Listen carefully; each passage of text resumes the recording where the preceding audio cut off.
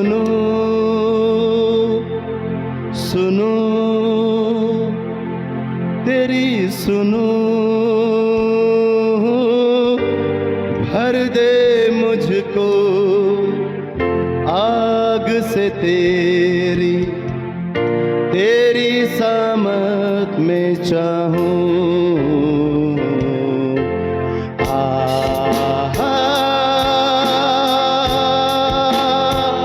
पवित्र आत्मा,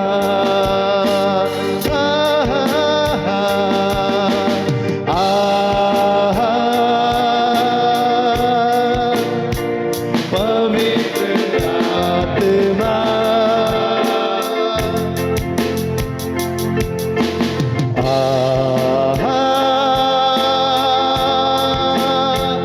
पवित्र आत्मा आ जाना,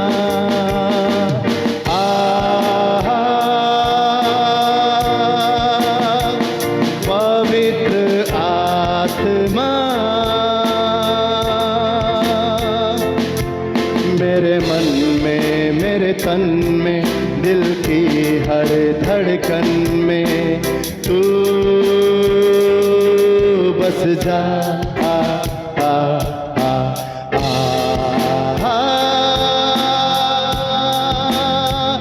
पवित्र आत्मा आ जाना,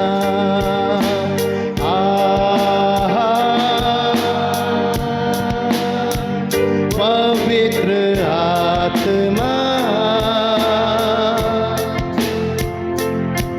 मेरे मन में, मेरे तन में, दिल की हर धड़कन में तू बस जा।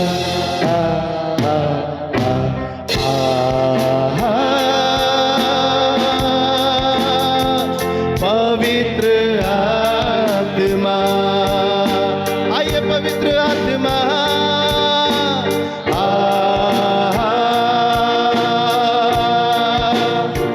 पवित्र आत्मा सब जन गाए। मेरे मन में, मेरे मन में, मेरे तन में, दिल की हर धड़कन में तू बस जा।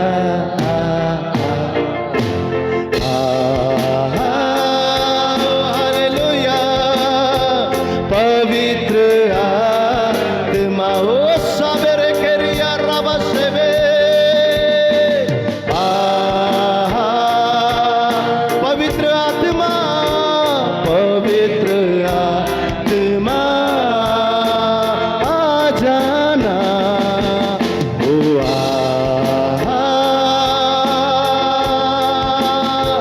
पवित्र आत्मा वो हमारे बीच में है।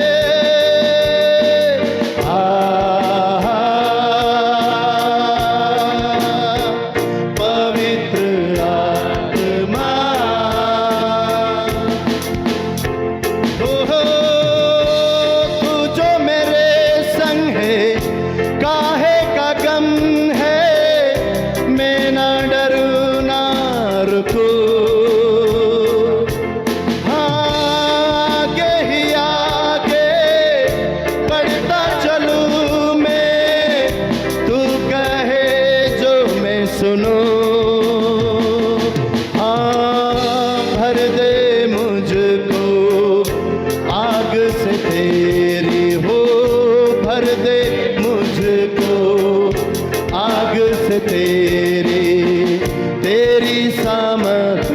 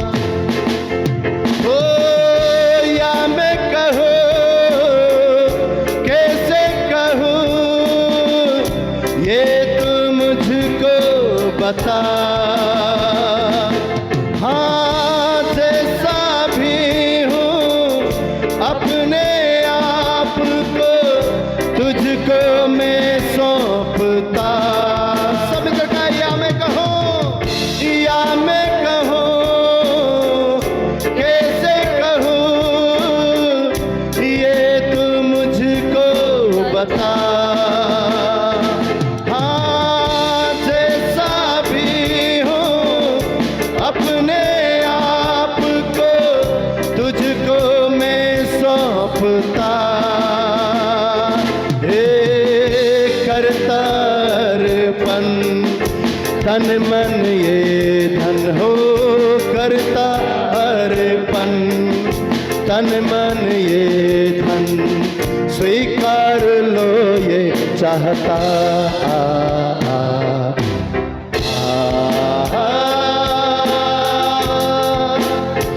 पवित्र आत्मा ओ समित गाए,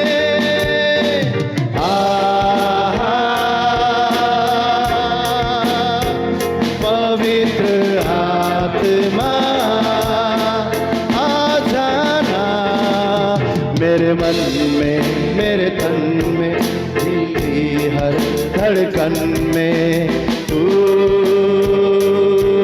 बस जा।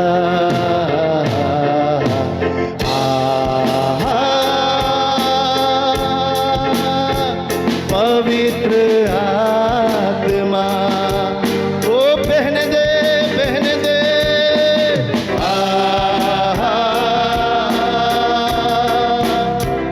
पवित्र आत्मा तेरे सामर्थ्य को बहने दे।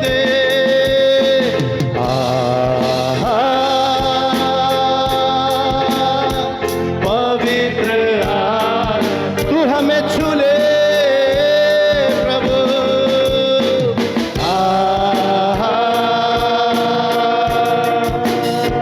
पवित्र आत्मा यीशु लॉर्ड हम तेरा स्वागत करते हैं।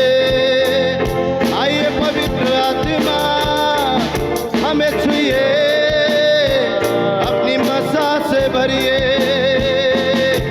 उस सामर्थ को, उस पवित्र आत्मा की अग्नि को बरसा दे, उस अग्नि को बरसा दे। हमें छू प्रभु, उन सभी चीजों को जला जो तेरी ओर से नहीं। हमें शुद्ध कर, हमें पवित्र कर, वो अपनी पवित्र आत्मा की सामर्थ से, उस मसा से भर दे, भर दे प्रभु अपनी अग्नि से, वो सब कुछ जला में शुद्ध कर।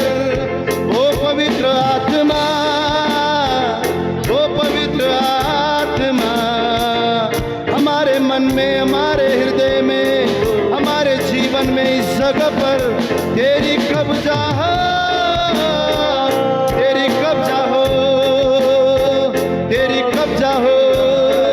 हमारी सोचों में, हमारे विचारों में, हमारे हृदय की गहराई में तेरी कब्जा हो। आइए पवित्र आत्मा,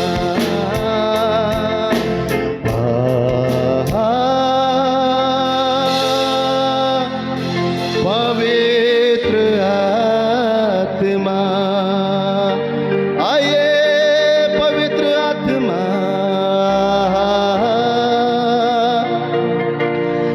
पवित्र आत्मा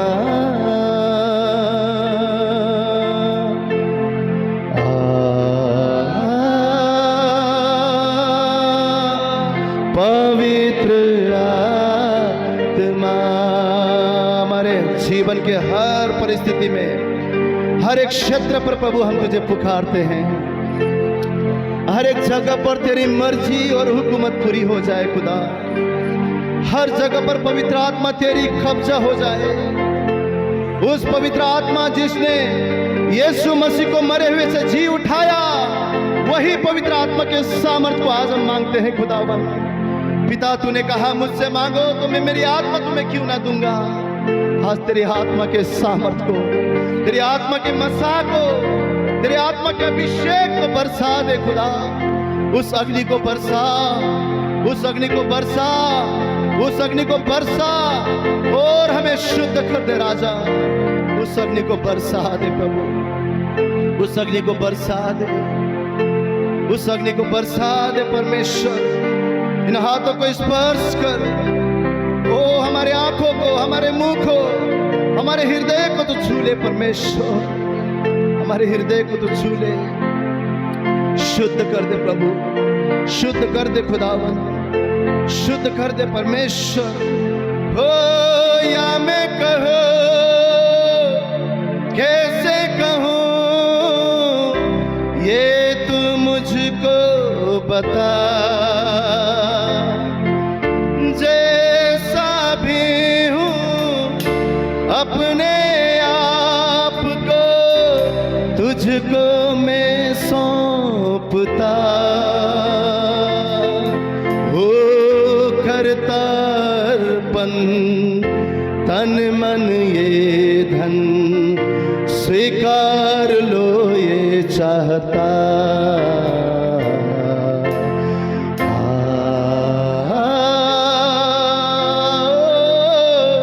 पवित्र आत्मा,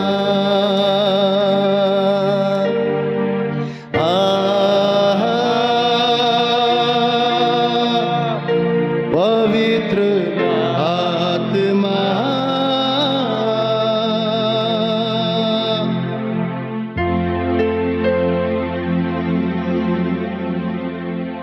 हमें तेरी जरूरत है परमेश्वर, हमें तेरी सामर्थ की जरूरत है प्रभु जी। अभिषेक सारे बंधनों को तोड़ता है खुदा, उस अभिषेक को बरसने दे प्रभु, उस अभिषेक को बहने दे, ताकि हमारे जीवन के हर बंधन आज टूट जाए प्रभु जी। वो जुआ टूट जाए परमेश्वर, और हम उस हल्का और नरम जुआ जो तेरी होए उसे उठाने पाए खुदा। अभिषेक से हर एक बंधन आज टूट जाए, सारे बंधन टूट जाए, सारी चिंता, सारी डर, सारी भय, कोई भी बीमारी, कोई भी अशांति, कोई भी पाप की जुआ इस समय तेरे अभिषेक से तोड़ने पाए खुदा, तेरी उपस्थिति में टूटने पाए, तेरी मसाज से प्रभु आज हमारे जीवन में सामर्थ कर, नया बना दे प्रभु। छू ले खुदा, हमें छू ले, अपने हाथों को उठाए, उसे कहे प्रभु इन हाथों को छू ले, मेरे मन को छू ले, मेरे हृदय को छू ले, मेरे जीवन के हर परिस्थिति को छू ले। तेरे छूने से रोगी चंगा होता है, तेरे छूने से हमारे हालात बदलते हैं, तेरे छूने से हमारा मन बदलता है प्रभु, तेरे छूने से हमारा जीवन बदलता है। छू ले खुदा, मुझे भर दे, भर दे, मुझे भर दे, भर दे, भर दे, मुझे भर दे, मुझे भर दे, भर दे, मुझे भर दे, मुझे भर दे, भर दे, मुझे भर दे, मुझे भर दे, भर दे, मुझे भर दे, मुझे भर दे, भर दे, मुझे भर दे, मुझे भर दे, भर दे, मुझे भर दे, मुझे भर दे, भर दे, मुझे भर दे। पाकरू, पाकरू, मुझे अपने मसा से भर दे। पाकरू, पाकरू, मुझे अपनी फलों से भर दे। मुझे भर दे, भर दे, मुझे भर दे, मुझे भर दे, भर दे, मुझे भर दे, मुझे भर दे, भर दे, मुझे भर दे, मुझे भर दे, भर दे, मुझे भर दे। प्रेम आनंद शांति धीरज कृपा भलाई, प्रेम आनंद शांति धीरज कृपा भलाई, विश्वास नम्रता और संयम, विश्वास नम्रता और संयम, आकरू से भर जाए आत्मा के पल्लाए।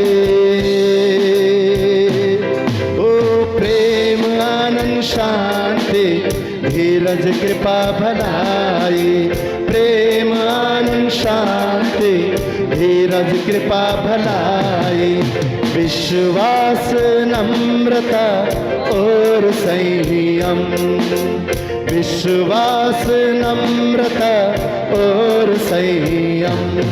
वो पाकरू से भर जाए आत्मा के पल्लाए, पाकरू से भर जाए आत्मा के पल्लाए। सभी को मुझे भर दे भर दे मुझे भर दे, मुझे भर दे भर दे मुझे भर दे, मुझे भर दे भर दे मुझे भर दे, मुझे भर दे भर दे। आपकी आवाज मुझे भर दे भर दे मुझे भर दे, मुझे भर दे भर दे मुझे भर दे, मुझे भर दे भर दे मुझे भर दे। ओ रूह के सबब से जिंदा हुए हैं, रूह के मुताबिक चलते रहे, रूह के सबब से जिंदा हुए हैं, रूह के मुताबिक चलते रहे, उसके वचन पे अमल करे और मन जो चाहे वो ना करे। हाँ, उसके वचन पे अमल करे और मन जो चाहे वो ना करे। नसीहत रूह की माने, मसीह को अव्वल जाने, नसीहत रूह की माने, हाँ मसीह को अव्वल जाने। ख्वाहिशों को अपनी क्रूस पर रखे, हाँ ख्वाहिशों को अपने क्रूस पे रखे।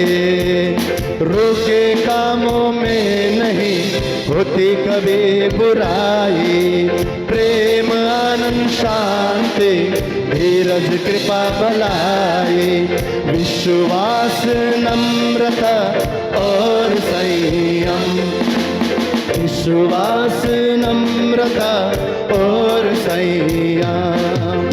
पाक रूह से भर जाए आत्मा के पल्लाए, हाँ पाक रूह से भर जाए आत्मा के। सब जन कहे मुझे भर दे भर दे मुझे, मुझे भर दे भर दे मुझे भर दे, हाँ मुझे भर दे भर दे मुझे भर दे, मुझे भर दे भर दे मुझे भर दे, मुझे भर दे भर दे मुझे भर दे, मुझे भर दे भर दे मुझे। ओ जैसे मसीह ने की है मोहब्बत और खुद को कुर्बान किया, कहे जैसे मसीह ने की है मोहब्बत और खुद को कुर्बान किया, उसकी तरह हम बनते जाए। उसने ये पैगाम दिया, उसकी तरह हम बनते जाए, ये उसने पैगाम दिया। कहीं धोखा ना खाना, गुनाहों में ना आना, कहीं धोखा ना खाना, गुनाहों में ना आना। हो ना जाना दुनिया की राहों में, हो ना जाना दुनिया की राहों में। अंधियारा था पहले नई रोशनी आई, यीशु के द्वारा फिर से कहे अंधियारा था पहले नई रोशनी आई, प्रेम आनंद शांति धीरज कृपा भलाई, विश्वास नम्रता और संयम, विश्वास नम्रता और संयम। हाँ पाक रूह से भर जाए आत्मा के पल्लाए। मुझे भर दे भर दे मुझे भर दे, मुझे भर दे भर दे मुझे भर दे, मुझे भर दे भर दे मुझे भर दे, मुझे भर दे भर दे। आपकी आवाज मुझे भर दे भर दे,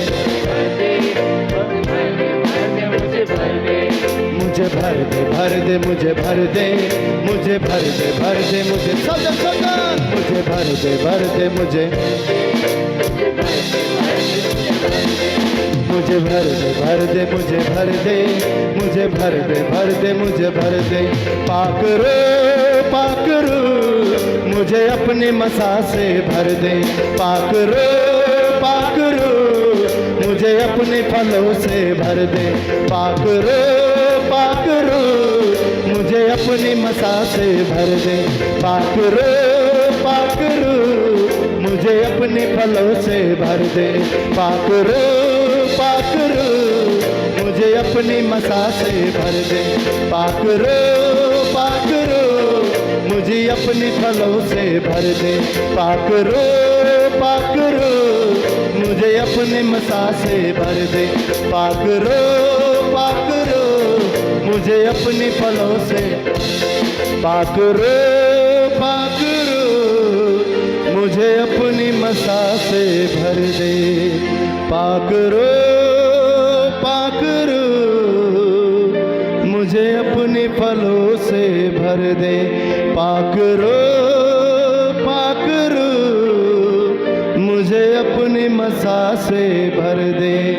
मुझे भर दे भर दे मुझे भर दे, मुझे भर दे भर दे मुझे मुझे भर दे भर दे मुझे भर दे, मुझे भर दे भर दे। ओ मुझे भर दे भर दे मुझे मुझे भर दे भर दे मुझे भर दे। मुझे भर दे भर दे मुझे भर दे, मुझे भर दे भर दे मुझे भर दे। भर दे भर दे मुझे भर दे, मुझे भर दे भर दे मुझे भर दे। भर दे भर दे मुझे भर दे। पाकरो मुझे अपनी फलों से भर दे। पाकरो मुझे अपने फलों से भर दे। पाकरो मुझे अपनी मसा से भर दे। पाकरो मुझे अपनी फलों से भर दे। भर दे भर दे मुझे भर दे। भर दे भर दे मुझे भर दे। भर दे भर दे मुझे भर दे। मुझे भर दे भर दे मुझे भर दे। भर दे भर दे मुझे भर दे। मुझे भर दे मुझे भर दे भर दे मुझे भर दे। भर दे भर दे मुझे भर दे। प्रेम आनंद शांति धीरज कृपा भलाई, विश्वास नम्रता और संयम। विश्वास नम्रता और संयम। विश्वास नम्रता और संयम। आइए हमारे जिंदा परमेश्वर यीशु मसीह के लिए आप हमें उत्तम तालियों का अर्पण देंगे।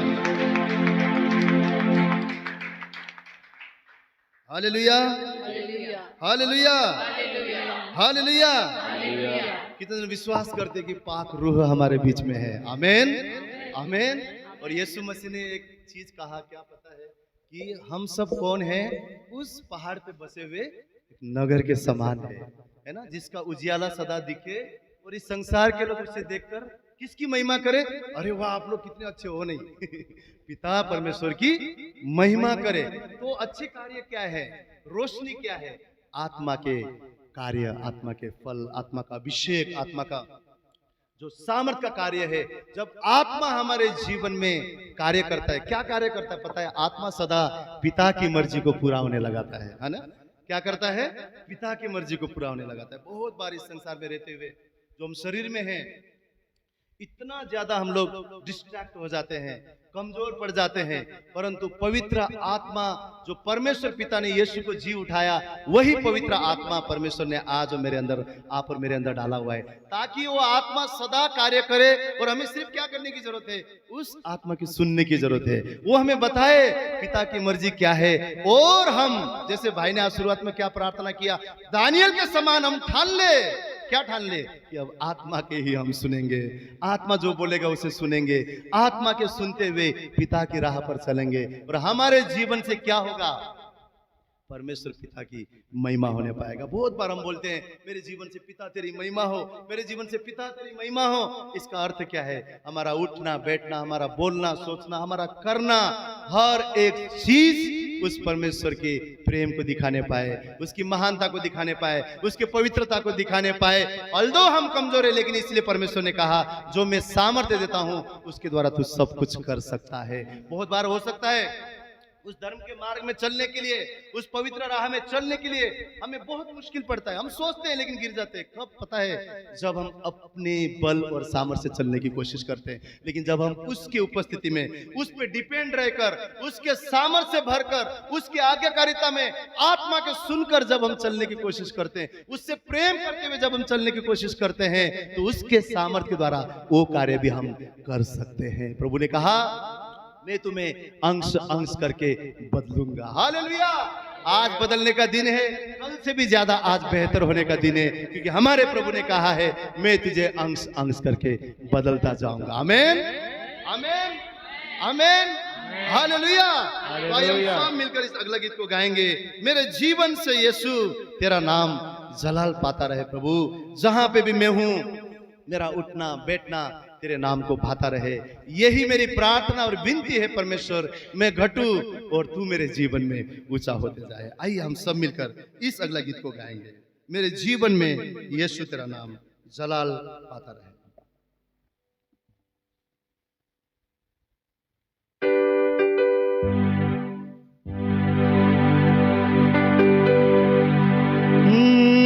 बेमिसाल है तू, मैं मिसाल बनूं,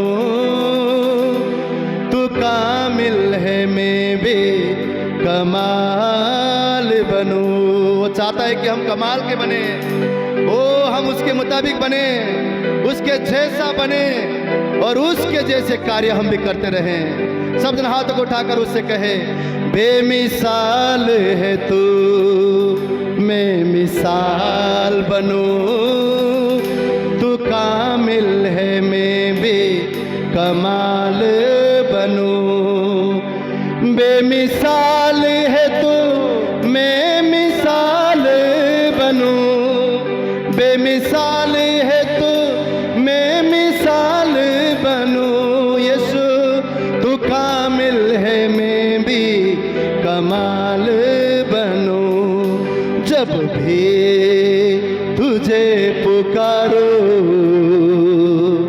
तेरा रूह मुझ में आता रहे। आपकी आवाज हो मेरा उठना बैठना, ओ मेरा उठना बैठना और चलना तुझे भाता रहे। ओ मेरे जीवन में यीशु तेरा नाम जलाल पाता मिल गया। ओ मेरे जीवन में तेरा नाम जलाल पाता रहे। ओ मेरा उठना बैठना और मेरा उठना बैठना और चलना तुझे भाता रहे। ओ मेरे जीवन में यीशु तेरा नाम जलाल पाता रहे। मेरे जीवन में यीशु तेरा नाम जलाल पाता रहे।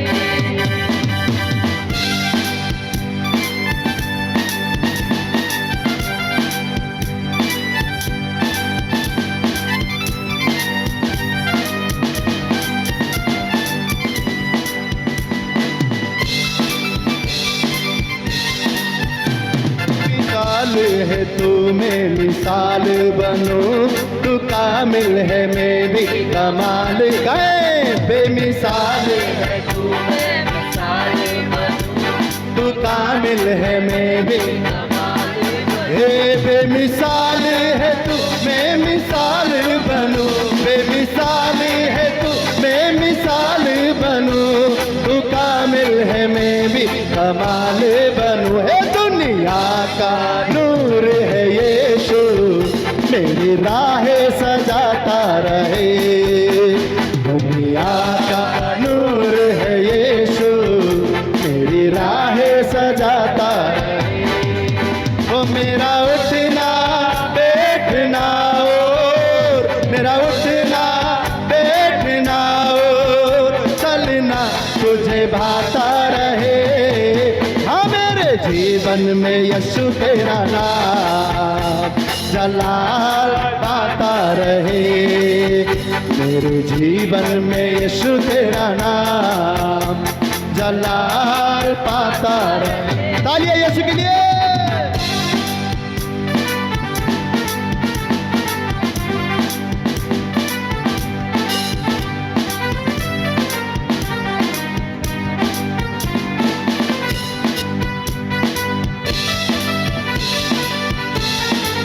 ओ मेरी सोचों में तू, मेरे ख्वाबों में तू, मेरे सारे सवालों जवाबों में तू। कहे सोचों में तू, मेरे ख्वाबों में तू, मेरे सारे सवालों जवाबों में। हाँ मेरी सोचों में तू, मेरे ख्वाबों में तू, मेरी सोचों में तू, मेरे ख्वाबों में तू, मेरे सारे सवालों जवाबों में तू। जब भी तुझे पुकारो तेरा रूह मुझ में आता रहे। हालेलुया।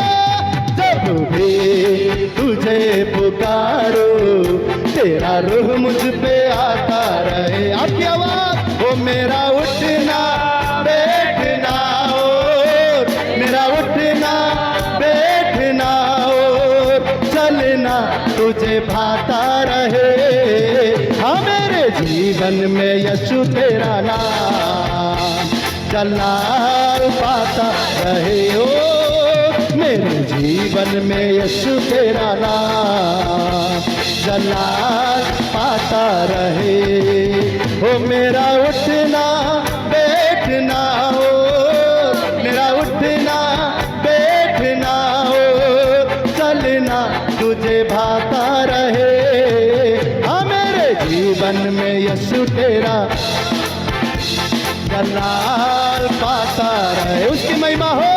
मेरे जीवन में यीशु तेरा नाम जलाल पाता। उस जिंदा यीशु के लिए ताली बजाए।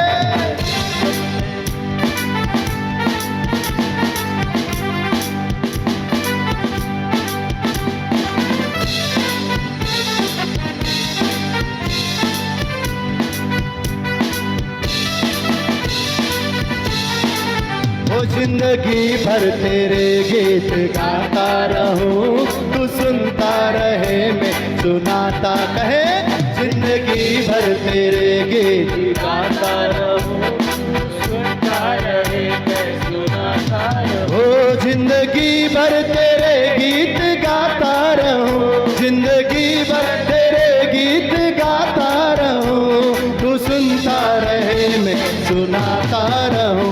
जब गीत तेरे गाऊं तेरा रूह मुझ में गाता रहे। जब गीत तेरे गाऊं तेरा रूह मुझ में गाता रहे। ओ मेरा उठना बैठना ओ, मेरा उठना बैठना और चलना तुझे बाता रहे। हाँ मेरे जीवन में यीशु तेरा नाम जलाल पाता रहे। मेरे जीवन में यीशु तेरा नाम जलाल पाता रहे। ओ मेरा उठना बैठना ओ, मेरा उठना बैठना ओ, चलना तुझे भाता रहे। आपकी आवाज। मेरे जीवन में यीशु तेरा हालेलुया उसकी महिमा होने पाए। मेरे जीवन में यीशु तेरा नाम। तालियों के साथ उसकी महिमा करे। उसे कहे सब जन मेरे जीवन में यीशु तेरा नाम जलाल पाता रहे। हाँ मेरे जीवन में यीशु तेरा नाम जलाल पाता रहे। ओ मेरे जीवन में यीशु तेरा नाम जलाल पाता रहे। सब जन मेरे जीवन में यीशु तेरा नाम जलाल पाता रहे, जलाल पाता रहे, जलाल पाता रहे। बोलो जिंदा यीशु मसीह के, हमारा तारणहार प्रभु यीशु मसीह की हालेलुया। उस जिंदा यीशु मसीह के लिए उत्तम तालियों का अर्पण हम देंगे। सच में हमारा परमेश्वर भला परमेश्वर है। आमीन हालेलुया हालेलुया। वो सदा गले लगाने वाला परमेश्वर है ना। उसका प्रेम कैसा है पता है? उसका प्रेम में कोई भी शर्त नहीं है, कोई भी शर्त नहीं है।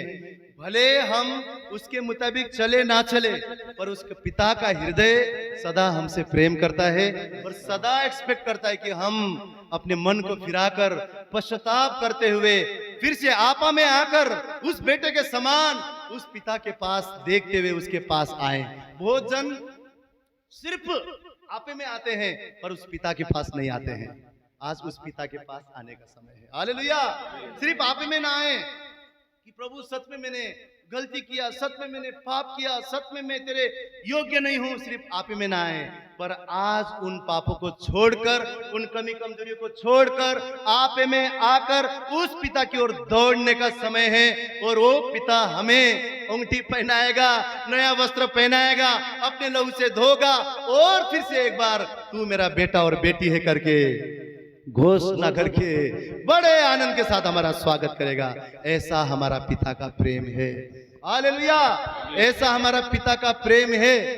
लास्ट संडे सिस्टर गावित ने बहुत एक अच्छा चीज बोला, कभी हम मनुष्य को खुश नहीं कर सकते हैं पर हम परमेश्वर को खुश कर सकते हैं, पर हम परमेश्वर को खुश कर सकते हैं। हम इसके लिए इतना भी करते हैं, मैं आपसे कहता हूं, जब हम एक कदम परमेश्वर की ओर मोड़ते हैं ना, वो 4 कदम आगे आके चलता है और बोलता है, आ बेटा, आ बेटी, मेरे गले लग और मेरे राज के फिर से तू बारिश बन जा। Hallelujah hallelujah hallelujah hallelujah. हमारे कमी और घटी के बाद भी हमसे उतना ही मोहब्बत करने वाला हमारा परमेश्वर हमारा अब्बा पिता है। हम अकेले नहीं हैं, वो खुदा हमारे संग है। स्वर्ग आप और मेरे लिए लड़ता है, दूत हमारी रक्षा करते हैं और हमारे लिए योजना कौन बनाता है पता है? शैतान हमारे लिए योजना नहीं बना सकता कि इसको मैं ना ऐसे गिराऊंगा, इसको मैं ना ऐसे डुबाऊंगा, इसको मैं ना यहाँ पे नाश करूंगा। वो योजना नहीं बना सकता है। आप और मेरा योजना हमारा परमेश्वर बनाता है। हालेलुया। वहां से सैंक्शन करता है, इसके लिए मैंने ये चंगाई रखा है, इसके लिए मैंने ये आशीष रखा है, इसके लिए भरपूरी रखा है। यहोवा हमारा भाग है, उसने हमारे भाग और कटोरा को अलग करके रखा हुआ है। आमीन आमीन आमीन। और उससे कोई भी छू नहीं सकता है। वो आप और मेरा हिस्से को कोई भी छू नहीं सकता है। हालेलुया। ये समय है उस अनुग्रह के पास बड़े हिवाव के साथ आए। अपने आप को तुच्छ मान के नहीं ये आपके साथ आए। क्यों? अनुग्रह परमेश्वर यीशु मसीह का इतना बहुत ऐसा है। बाइबल कहता है हमारा पाप अधिक होना उससे भी बड़ा उसका अनुग्रह हमें क्षमा करने के लिए है। तो बड़े हियाव के साथ वो परमेश्वर ने हमें हक दिया है, उसके चरणों में आए और उस परमेश्वर के अनुग्रह के तले आकर खुद को अपने आप को उसे देकर उसे इस समय हम महिमा करें, उद्धार की घोषणा करें कि प्रभु तूने मुझे बचाया है, मैं तेरे हुजूरी में फिर से लौट कर आता हूं परमेश्वर, लौट कर आता हूं परमेश्वर। उस गार्डन में जब पाप हुआ, वो आदम और हवा ने कभी नहीं बोला हम वापस लौट कर आते हैं, कभी नहीं बोला हम पश्चाताप करते हैं, कभी नहीं बोला कि हम मन फिराते हैं। पर आज परमेश्वर वही आप मुझसे चाहता है कि हम उनके समान नहीं परंतु मन फिराने वाले, वो अपने पश्चाताप करने वाले, अपने पापों को मानने वाले ऐसे मनुष्य बने और उसे कहे प्रभु प्रभु उस गार्डन में, उस उपस्थिति में, उस हुजूरी में मैं पिता फिर से उस अदन के वाटी का जो तेरी उपस्थिति है उसमें लौट कर आता हूं। आइए हम सब मिलकर इस गीत को गाएं, अपने आप को देते हुए उस खुदा की महिमा को हम सब आत्मा और सच्चाई से करें। आइए उसकी महिमा।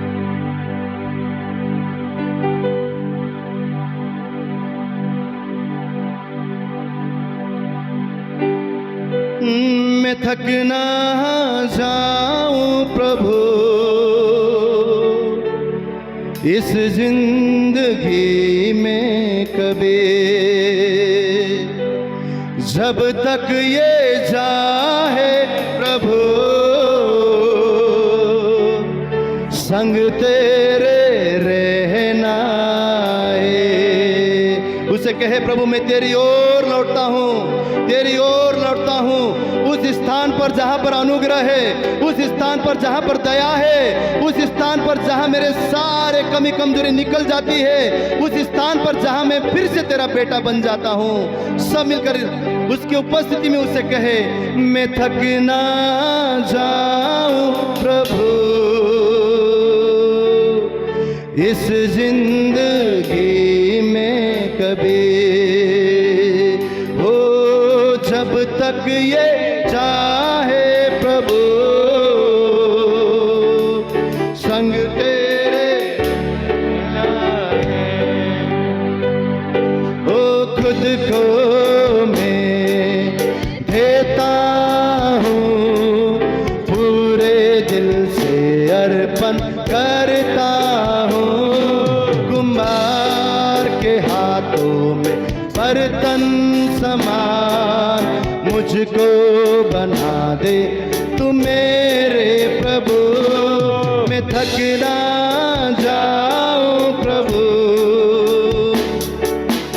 इस जिंदगी में कभी, जब तक ये चाहे हालेलुया संग तेरे अनुग्रह दे तेरी आत्मा से, ताकि बना रहूं मैं सर्वदा। अनुग्रह दे तेरी आत्मा से, ताकि बना रहूं मैं सर्वदा। अपनी जान दी है तूने यीशु में तेरा हूँ। पीछे ना हटू, पीछे ना हट जाऊं मैं, ऐसा दे सामर्थ प्रभु। खुद को मैं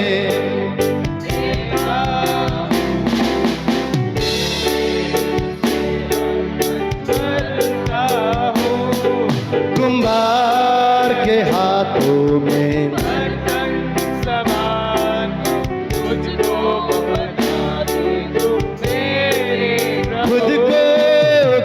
को मैं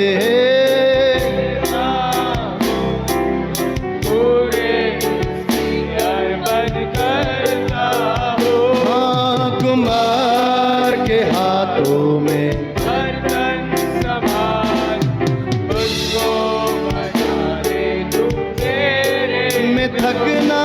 मैं थकना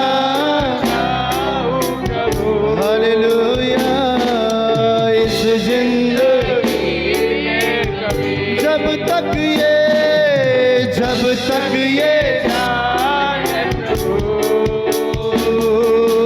संग तेरे उद्धार की घोषणा करने सामर्थ से मुझको तू भर दे प्रभु। दार की घोषणा करने सामर्थ से मुझको तू भर दे प्रभु। वचनों पर स्थिर रहूं मैं यीशु तेरे आने तक, तुझसे लिपटा रहूं मैं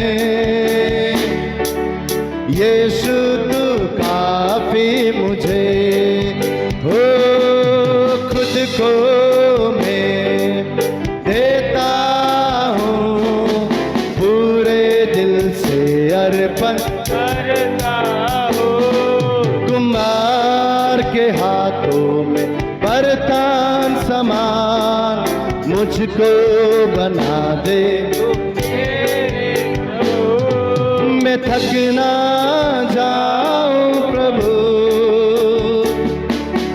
इस जिंदगी में कभी, जब तक ये जाए यीशु संग तेरे रहना है, ओ संग तेरे रहना है, संग तेरे रहना है। मैं थक ना जाऊं प्रभु इस जिंदगी में कभी, ओ जब तक ये जाए प्रभु संग तेरे रहना है। मैं थक ना जाऊं प्रभु इस जिंदगी में कभी, जब तक ये जाए यीशु संग तेरे रहना है, संग तेरे रहना है।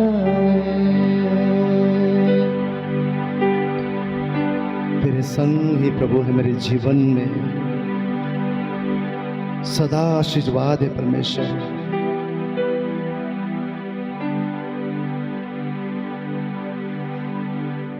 हम थक सकते हैं प्रभु पर हम चलना नहीं छोड़ेंगे, हम गिर सकते हैं परमेश्वर पर हम उठना नहीं छोड़ेंगे प्रभु,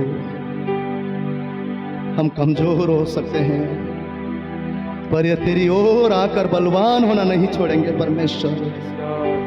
तू हमारा आधार है, तू हमारी छुपने की जगह है, तू अति सहज से मिलने वाला सहारा है, तू हमारे जीवन का भाग है, तू ही हमारे आनंद का कारण है प्रभु, तू ही हमारी उम्मीद है, तू ही हमें बचाने का सामर्थ्य रखने वाला पिता, हमारे लिए लाभ की योजनाएं और कल्पनाएं और विचार करने वाला परमेश्वर,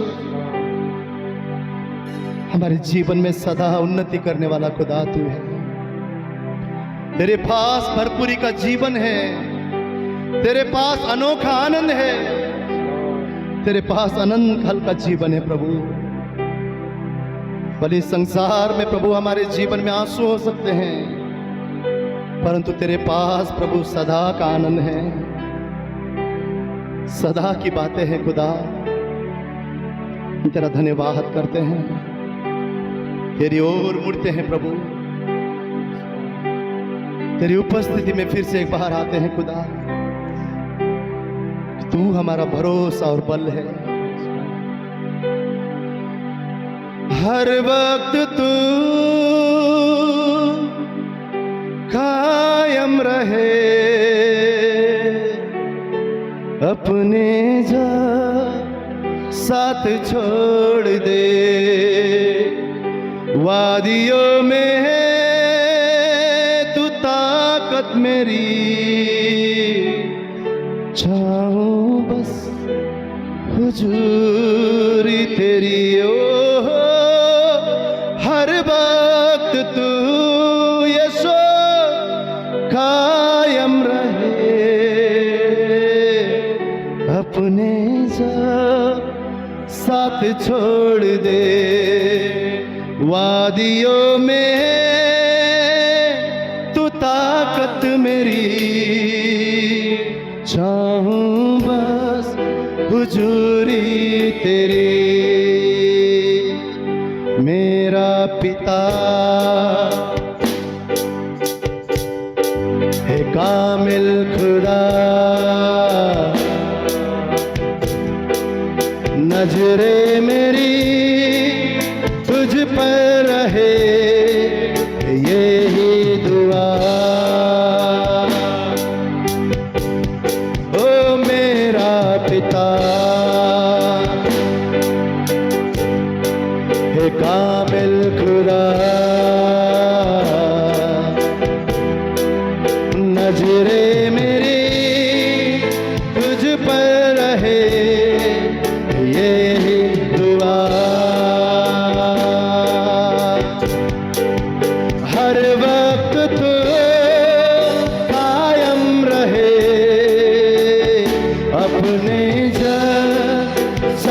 छोड़ दे, वादियों में तू ताकत मेरी, चाहूं बस हुजूरी तेरी, सब तुझसे शुरू,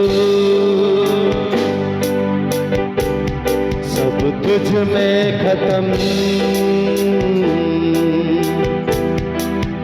हर एक कदम तू मेरे संग, ये तेरा वचन, वो सब तुझसे शुरू और तुझ में खत्म, हर वक्त तू मेरे संग, ये तेरा वचन, ओ हर वक्त तू कायम रहे, अपने जब साथ छोड़ दे, वादियों में तू ताकत मेरी, चाहूं बस हुजूरी तेरी, हो जाऊं वापस अदन में, दिन के ठंडे पहर में, हाँ तेरे चेहरे को निहारूं, तुझसे बातें करूं मैं, हाँ जाऊं वापस अदन में, दिन के ठंडे पहर में, ओ तेरे चेहरे को निहारूं, तुझसे बातें करूं मैं, जाऊं वापस अदन में, दिन के ठंडे पहर में, ओ तेरे चेहरे को निहारो, तुझसे बातें करूं मैं, हर वक्त तू कायम रहे, अपने जब साथ छोड़ दे, वादियों में तू ताकत मेरी, चाहूं बस हुजूरी तेरी, हुजूरी तेरी, हुजूरी तेरी, हुजूरी तेरी, हुजूरी तेरी, जाऊं वापस अदन में, दिन के ठंडे पहर में, ना तेरे चेहरे को निहारूं, तुझसे बातें करूं मैं, वादियों में तू ताकत मेरी, चाहूं बस हुजूरी तेरी, हुजूरी तेरी, हुजूरी तेरी, सब जन हाथों को उठाकर जाऊं वापस अदन में, दिन के ठंडे पहर में, हो तेरे चेहरे को निहारो, तुझसे बातें करूं मैं, हर वक्त तू कायम रहे, अपने साथ छोड़ दे, वादियों में ताकत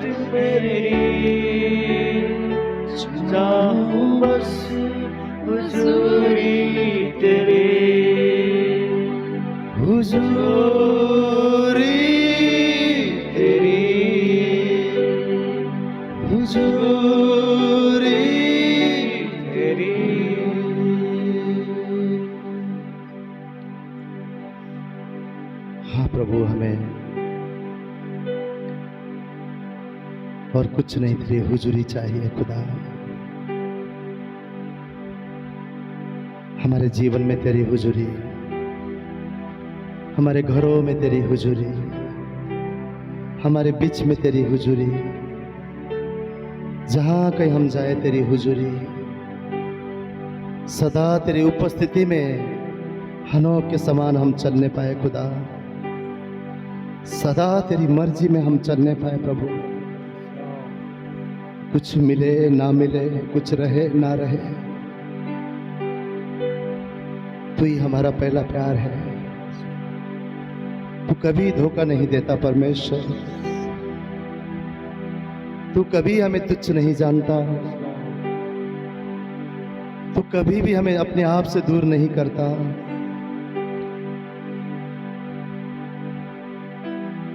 हमारी कमजोरी में भी तू हमारा बड़ा सामर्थ्य है। तू हमारा जीवन का रक्षक है। तू हमारे जीवन का किला है। तू हमारे जीवन में छुपने की जगह और तू ही हमारी चट्टान है परमेश्वर। हमें कुछ नहीं प्रभु, तेरी उपस्थिति में हम कहते हैं यहोवा हमारा भाग है। हमें प्रभु तू चाहिए, केवल तू चाहिए प्रभु। संसार में कहीं आनंद नहीं प्रभु, तेरी उपस्थिति में ही आनंद है। तेरी उपस्थिति में ही हमें हिम्मत मिलती है खुदा। तेरी हुजूरी में ही हम बल पाते हैं परमेश्वर। तेरी हुजूरी में ही फिर से हम उठकर एक बार चल सकते हैं खुदा।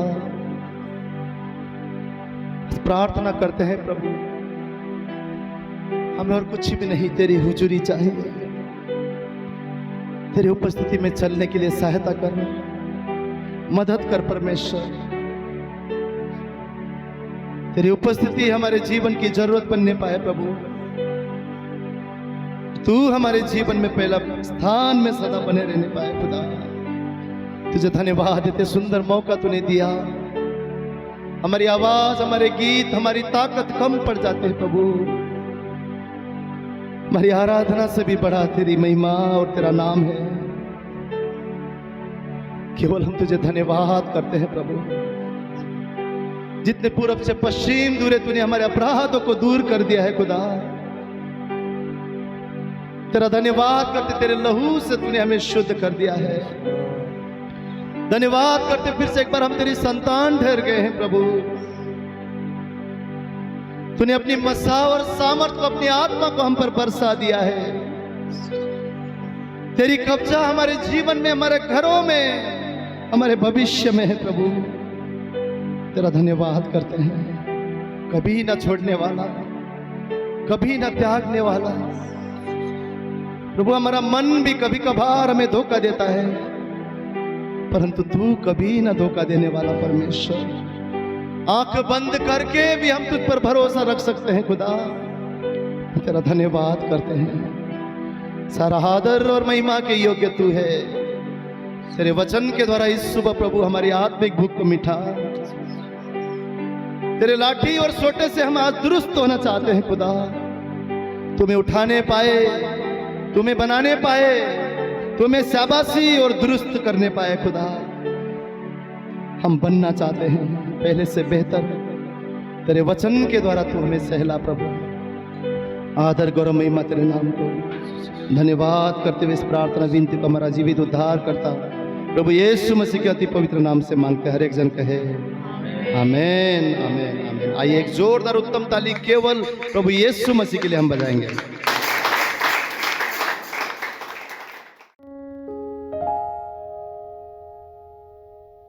परमेश्वर के वचन में जाने से पहले मैं आप सबसे अपनी गवाही को बांटना चाहता हूँ। आप सबको पता है कि लास्ट थर्सडे को मैं यहाँ से ट्यूसडे को गया और कविता के ब्रदर का, आपको पता है कविता से पहले भी गई हुई थी। 15 दिन उसके पास रही लुधियाना में, क्योंकि उसको मेजर अटैक आया था और डॉक्टर ने वहाँ पर लुधियाना के सबसे बेस्ट हॉस्पिटल था जहाँ ट्रीटमेंट हो रहा था, बट उन्होंने कहा कि इसकी जो कंडीशन है इसमें कोई भी सर्जरी नहीं हो सकती, क्योंकि अभी इसकी बॉडी इसके लायक नहीं, हमें वेट करना पड़ेगा। और मेडिसिन पे चलेगा, कितने दिन चलेगा हम नहीं जानते, 15 दिन, 1 महीना, 2 महीना। और ये प्रोसेस उन्होंने मेडिसिन लिख के उन्होंने घर भेज दिया। कविता भी वापस आ गई। हम सब प्रार्थना कर रहे थे, कलीसिया प्रार्थना कर रही थी और हम सब अपनी पर्सनल प्रेयर में प्रार्थना कर रहे थे। और कविता के भाई को भी ये पता था कि जो परिस्थिति है ये बिल्कुल आसान नहीं है, क्योंकि उसकी 3 जो वेन्स है वो 100% ब्लॉक और एक 90% ब्लॉक, मतलब उसका 25% हार्ट काम कर रहा था। और मेडिसिन पे पर उन्होंने कहा था कभी भी आप इतना भी आगे चलते हैं, अगर वहां पर आपको तकलीफ होती है वहां रुक जाना, क्योंकि अगर दोबारा अटैक नहीं आना चाहिए। टफ था, वो जानता था और वो भी ढूंढ रहा था कि कोई ऐसा जरिया बने, कोई ऐसा रास्ता बने कि ये इससे कोई यहाँ से एक प्रॉपर ट्रीटमेंट हो जाए। और हम सब भी प्रे कर रहे थे, और किसी ने बताया कि दिल्ली में जो गुड़गांव में मेदांता हॉस्पिटल है, जो इस टाइम इंडिया का बेस्ट हार्ट का हॉस्पिटल है, उन्होंने बोला आप वहाँ जाइए, डॉक्टर हैं और वो जितने भी कॉम्प्लिकेटेड केसेस हैं उन्होंने उनको हैंडल किया और उनका रिजल्ट भी 99.9% है। 40 साल का उनका एक्सपीरियंस है, 40 साल में 40,000 उन्होंने सर्जरियां की हैं और वो 99.9% सब सक्सेसफुल हुई और टफ से टफ। और इसे उन्होंने बताया और ये वहाँ गए और परमेश्वर की दया से वहाँ कभी-कभी उनसे ओपीडी में भी टाइम मिल नहीं पाता है। जब मैं वहाँ था तो मैंने देखा लोग आते हैं तो बोलते हैं कि 7 दिन के बाद उनसे मुलाकात होगी, बट परमेश्वर की दया से इनकी वहाँ मुलाकात उनके साथ हुई। डॉक्टर ने कहा आपका 25% हार्ट काम कर रहा है, इस पे तो हम सर्जरी नहीं कर सकते, उन्होंने भी कहा जो उन्होंने कहा, पर हम एक टेस्ट करेंगे। वहाँ एक टेस्ट होता है न्यूक्लियर पेट टेस्ट, उस टेस्ट ये बताएगा कि ये इसके जो अंदर है सिस्टम उसमें सर्जरी हो सकती है कि नहीं हो सकती। बड़ा महंगा वो टेस्ट है, वो नॉर्मली सभी हॉस्पिटल्स में होता नहीं है। और वो हॉस्पिटल वहाँ टेस्ट हुआ, 6 घंटे का वो प्रोसेस था और जब वो रिजल्ट आया उसमें ये बोला कि उसकी जो बॉडी है 45% उसका जो मसल पावर है वो इतना मजबूत है। और जब ये वहाँ नेक्स्ट डे गए तो डॉक्टर ने बोला ये मैंने अपने एक्सपीरियंस में, जो इंडिया का बेस्ट हार्ट का डॉक्टर है वो कह रहा है, मैंने नहीं देखा कि 25% हार्ट काम कर रहा है और उसकी बॉडी 45% उसके मसल्स इतने मजबूत हैं, तो मैं इस रिपोर्ट के आधार पर सर्जरी के लिए जाऊंगा। उसने बोला मुझे नहीं पता, मुझे दिख नहीं रहा। उसने मुझे बुलाया ऑपरेशन से पहले रात को, उसने बोला देखो इस रिपोर्ट में ये आया है, बट जो सीडी है इसमें दिख नहीं रहा है कि अंदर ये सच में इतना कैपेबल है, पर मुझे भी नहीं दिख रहा है, पर मैं इस रिपोर्ट के बेस पे मैं सर्जरी करूंगा। और नेक्स्ट डे ये डिसाइड हुआ। अब सारी कलीसिया पहले से प्रार्थना कर रही थी, उस दिन भी प्रार्थना कर रही थी और हमें विश्वास था हमारे परमेश्वर ने अगर वो डॉक्टर मुहैया कराया तो परमेश्वर अनुग्रह करेगा। और परमेश्वर इतना दयालु, मैं आपसे कहता हूँ, दिन 4 बजे जब ऑपरेशन के लिए गया, हम सब नीचे थे, मैं था, कविता तो यहाँ पर थी और सब प्रार्थना करते। लविका का भाई मेरे साथ था और उसका भी ब्रदर इन लॉ मेरे साथ था। हम तीनों रात को बैठे हुए थे। उन्होंने बोला 4 बजे ऑपरेशन शुरू होगा, 9 साढ़े 9 बजे तक आपको बता दिया जाएगा। शाम दिन को 4 बजे शुरू हुआ, 9:30 बजे हम वो पीछे वेट कर रहे थे। 9:30 हो गए, 10:30 हो गए, 11:30 हो गए, 12:30 हो गए और जैसे जैसे घड़ी आगे चल रही थी हम लोग की अंदर धड़कन बढ़ गई, क्योंकि हम इंसान हैं, हम घबरा जाते हैं। और बहुत से लोग बोल रहे थे कि भाई देखो बीच में ऐसे बताया, बहुत सारे लोग आके आके बताने लगे ऐसी ऐसी बातें हुई हमारे साथ, तो ऐसा हुआ ऑपरेशन के बीच में बोला कि ये कॉम्प्लिकेटेड है, ये चीजें ऐसी हो सकती हैं। हम भी सब इंसान हैं, हम घबरा के, मैंने कहा परमेश्वर एक बात हो जाए। मैं तो जब घबराता था भजन संहिता 91 खोलता था और मैं एक बात ही जो मैंने आयुष के टाइम सीखा था कि परमेश्वर हमारा रक्षक है और वही हमें बचाएगा। मैं तो वही वचन, मुझे लगा कि 20 साल पहले मैं वहीं पहुंच गया हूं और मैंने फिर वही शुरू किया। मैं बाइबल का मुझे कोई और वचन उस वक्त याद नहीं, भजन संहिता 91, और मैं ये घोष करने लगा। और हम लोग बैठे हुए थे 9:30, 10:30, 11:30, 12:30, डॉक्टर का कॉल आता है कि आपको ऊपर बुलाया। ये नहीं बोला कि क्या हुआ, उन्होंने बोला ऊपर बुलाया। फिर हमने लगा पता नहीं क्या उसने कहा, हम ऊपर गए, हम तीनों डॉक्टर बोले बैठे, ऑपरेशन से वो डायरेक्ट आए थे और उन्होंने बोला ऑपरेशन तो बिल्कुल सक्सेसफुल हो गया है। 4 उसकी जो वेन्स थी उसको 4 का बाइस सर्जरी हुआ है, 4 का 5 में से एक 90% का है। अभी जो 4 मतलब 4 का होना पॉसिबल नहीं, उसमें उसको बैलून लगाकर, उन्होंने बोला हमने एक बैलून लगाया जो 1 लाख का आता है, वो सपोर्ट करता है, तब ये ऑपरेशन हो सकता है। वो उस टाइम हम डिसाइड करेंगे कि बैलून लगाना है या नहीं लगाना है। उन्होंने वो लगाया, ऑपरेशन किया। हमने किसी को, मैं था अंदर पर हमने किसी को बताया नहीं। यहाँ पर डॉक्टर ने कहा था 12 घंटे रात के बहुत क्रिटिकल, बहुत मुश्किल था। 12 घंटे उन्होंने बोला क्रिटिकल है, हम कुछ नहीं कह सकते। और हार्ट बिल्कुल स्थिर है उन्होंने बोला, पर ब्लीडिंग नहीं होनी चाहिए, मॉर्निंग तक ब्लीडिंग नहीं होनी चाहिए, तब आगे देखा जाएगा चीजें कैसे होंगी। हम लोग प्रे कर रहे थे रात को और मॉर्निंग में जब डॉक्टर ने 9:30 बजे फिर वहाँ पर आया, सिस्टम वहाँ बहुत अच्छा है। डॉक्टर ने फिर मुझे बुलाया कॉल करके, आधा घंटे पहले वो टीम बुला लेती है। जब हम अंदर गए और डॉक्टर ने बोला कि वो बिल्कुल स्टेबल है, बिल्कुल सही है, बिल्कुल अच्छा जा रहा है और हम लोग 12 घंटे का आगे ऑब्जर्वेशन में चलेंगे। और जिस दिन मैं वहाँ से आया उस दिन उसको वहाँ से आईसीयू से नॉर्मल वार्ड में शिफ्ट कर दिया गया था और कल परसों फ्राइडे को उसका वहाँ से डिस्चार्ज हो गया। मैं आपसे कहता हूँ ये सिर्फ परमेश्वर के अनुग्रह से काम हुआ, जो मनुष्य के लिए नामुमकिन था वो हमारे परमेश्वर के मानते हैं, क्योंकि डॉक्टर ने भी कहा था मैं इस रिपोर्ट के बेस पर जा रहा हूँ, मैं नहीं जानता अंदर क्या होगा, ये अंदर ऑपरेशन के वक्त पता चलेगा कि चीजें कैसे हैं। बट परमेश्वर का अनुग्रह हुआ, परमेश्वर ने वो डॉक्टर मुहैया कराया जिसका 40 साल का एक्सपीरियंस था, और उस एक्सपीरियंस में खुदा का हाथ था, और परमेश्वर ने ये अद्भुत कार्य किया। सारी मान महिमा हम इस जिंदा खुदा को देते हैं, कुशल खुदा के शुक्रगुजार हैं। परमेश्वर ने ऐसे लोग दिए हैं कि हम मिलकर बहुत समय से, ये नहीं कि ऑपरेशन हुआ उससे पहले भी हमने उपवास प्रार्थना भी मिलकर रखी, हम निरंतर प्रार्थना कर रहे थे। प्रार्थना में सामर्थ्य है, प्रार्थना में शक्ति है, प्रार्थना परिस्थितियों को, हालातों को बदल देती है। विश्वास कीजिए, जब हम विश्वास के साथ मिलकर प्रार्थना करते हैं, परमेश्वर कहता है बंद दरवाजे खुल जाते हैं। खुदा के नाम की महिमा हो। आइए हम अपने आप को परमेश्वर के हाथ में सौंपे। परमेश्वर की महान उपस्थिति आज हमारे बीच में है, और परमेश्वर ने आज फिर हमें कहा है कि मैं उस ठंडी अदर की वाटिका में तुम्हें लेकर जाना चाहता हूँ। आइए अपने आप को उस खुदा के हाथ में सौंपे और उस स्वर्ग की ओर हम अपनी आंखों को लगाएंगे जहां से हमें सहायता और मदद मिलती है। धन्यवाद देते हैं खुदावन, हम तेरे शुक्रगुजार हैं परमेश्वर प्रभु कि तू हमें कभी अकेला नहीं छोड़ता। परमेश्वर प्रभु आज प्रभु जैसे हमने एक गीत गाया परमेश्वर प्रभु कि हम कभी भी परमेश्वर प्रभु जी, जितने हम हमारे जीवन में कमजोर समय आ जाए, पर एक बात हम जानते हैं, हमारा परमेश्वर हमारे साथ है। हम कभी भी परमेश्वर प्रभु घबराएंगे नहीं खुदा, क्योंकि हम जानते हैं वो जिंदा खुदा हमारे साथ है।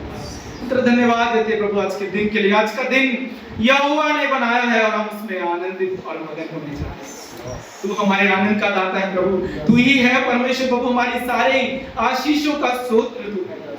और हम जानते हैं हर अच्छी वस्तु हमारे जीवन में तेरी ओर से हम तेरा धन्यवाद देते हैं इस तेरी भेड़ों के लिए परमेश्वर प्रभु। तेरा वचन कहता है तेरी भेड़ें तेरी आवाज को सुनती हैं। तेरे लोग आज तेरे भवन में आए हैं तेरी आवाज को सुनने के लिए। हम तेरा धन्यवाद देते हैं प्रभु कि अपने लोगों से बात करने वाला, आज भी उन्हें प्रभु जी राह दिखाने वाला, आज भी परमेश्वर प्रभु जी उन्हें हाथ पकड़ कर चलाने वाला परमेश्वर, आज भी परमेश्वर हाथ पसारे परमेश्वर उन्हें गले लगाने वाला तू परमेश्वर। आज भी तू अपनी करुणा को अपने लोगों पर बरसाता है।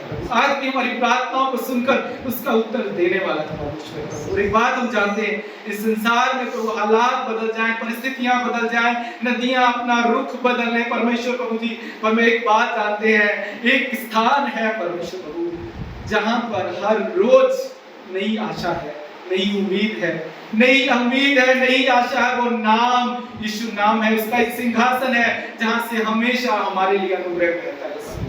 इसके लिए हम धन्यवाद देते हैं प्रभु। आज एक बार फिर तेरा अनुग्रह हम पर बहने पाए खुदा, यही हम प्रार्थना करते हैं, तेरा अनुग्रह हम पर बहने पाए। धन्यवाद देते हैं यीशु के नाम से इस दुआ को मांगते हैं, आमीन। आइए हम सब परमेश्वर के वचन की ओर जाएंगे।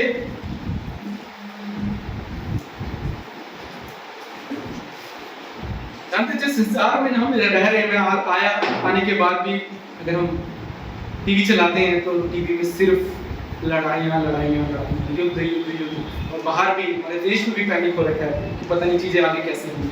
बहुत सी चीजें बदल रही हैं, हमने देखा भी, हमें सबको मालूम है अमेरिका, इजराइल और ईरान का युद्ध चल रहा है। और कई बार जब ये सारी चीजें होती हैं तो लोग बोलते हैं कि यीशु जल्दी आने वाला है। हम लोग को ये एक बन गया है, हम मसीहों का ना, कोविड आया तो यीशु जल्दी आने वाला है, सुनामी आई तो यीशु जल्दी आने वाला है, और अब ये युद्ध छिड़ा है तो हम पैनिक हो जाते हैं। उस पैनिक परिस्थिति में परमेश्वर कहता है दृढ़ हो जा, मजबूत हो। मसीहों का नहीं, मजबूत होने का समय, इसलिए ये नहीं कि यीशु जल्दी आने वाला है। हम ना ये बात छोड़ दे, यीशु अपने समय पर आएगा। वो कहता है मेरा आने का समय निकट है, पर मैं चाहता हूँ कि मेरे लोग मजबूत हो जाए, मेरे लोग मजबूत हो जाए, मेरे अनुग्रह में जीना सीख। इसलिए ना हमें पैनिक होने की जरूरत नहीं।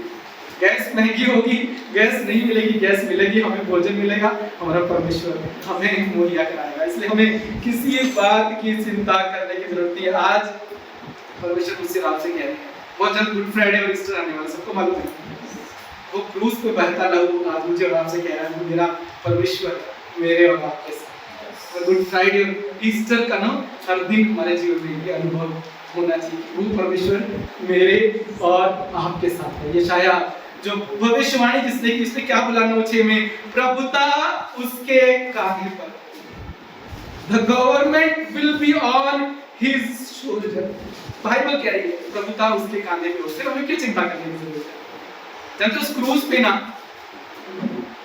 परमेश्वर का जो गुस्सा था ना हम मानव जाति पे, ऊपर यीशु मसीह पर सारा उन्होंने ले लिया, सारा गुस्सा वो ले लिया। और सिर्फ इतना नहीं हुआ, वहां पर जो यीशु मसीह की धार्मिकता थी वो हमें मिली। तो चीजें हुई है। कभी कभी हमें लगता है हमारे गुनाह क्रूस पर माफ हो गए, पर जब हम यीशु मसीह क्रूस पर चढ़े ना, हमारे पापों को ले लिया और यीशु मसीह की धर्मिकता, उनकी धार्मिकता हमें मिली और उसके द्वारा हमें अनुग्रह मिला। इसलिए क्रूस ना जब भी देखो ये समझ लो मेरे गुनाह माफ हुए और अब मैं अनुग्रह में जीऊंगा और मैं खुदा की भलाई को मिलूंगा। क्रूस हमेशा अनुग्रह को हमारे जीवन में वो फ्लो करने के लिए वो परमिशन देता है। जो विश्वास करता है ना, जब क्रूस पर हम विश्वास करते हैं ना, आपके सिर्फ पाप माफ नहीं होते, आपके गुनाह माफ नहीं होते, यीशु की धार्मिकता मुझे और आपको देती है और उसके साथ मिलता है उसका अनुग्रह। कहिए उसका अनुग्रह, उसका अनुग्रह मुझे और आपको मिलता है। आज मैं इस अनुग्रह पर बात करना चाहता हूँ। हम में कोई परफेक्ट नहीं है, उसके चेले भी परफेक्ट नहीं थे, मैं और आप भी परफेक्ट नहीं है, पर उस क्रूस पर हमें माफी मिली है। कहिए मुझे माफी मिली और मुझे उसकी धार्मिकता मिली। हम सबको आज मैं और आप अपने जीवन में देखेंगे कि कहाँ अगर मेरे जीवन में ना आशीष नहीं है तो हाँ क्या अनुग्रह काम नहीं कर रहा है।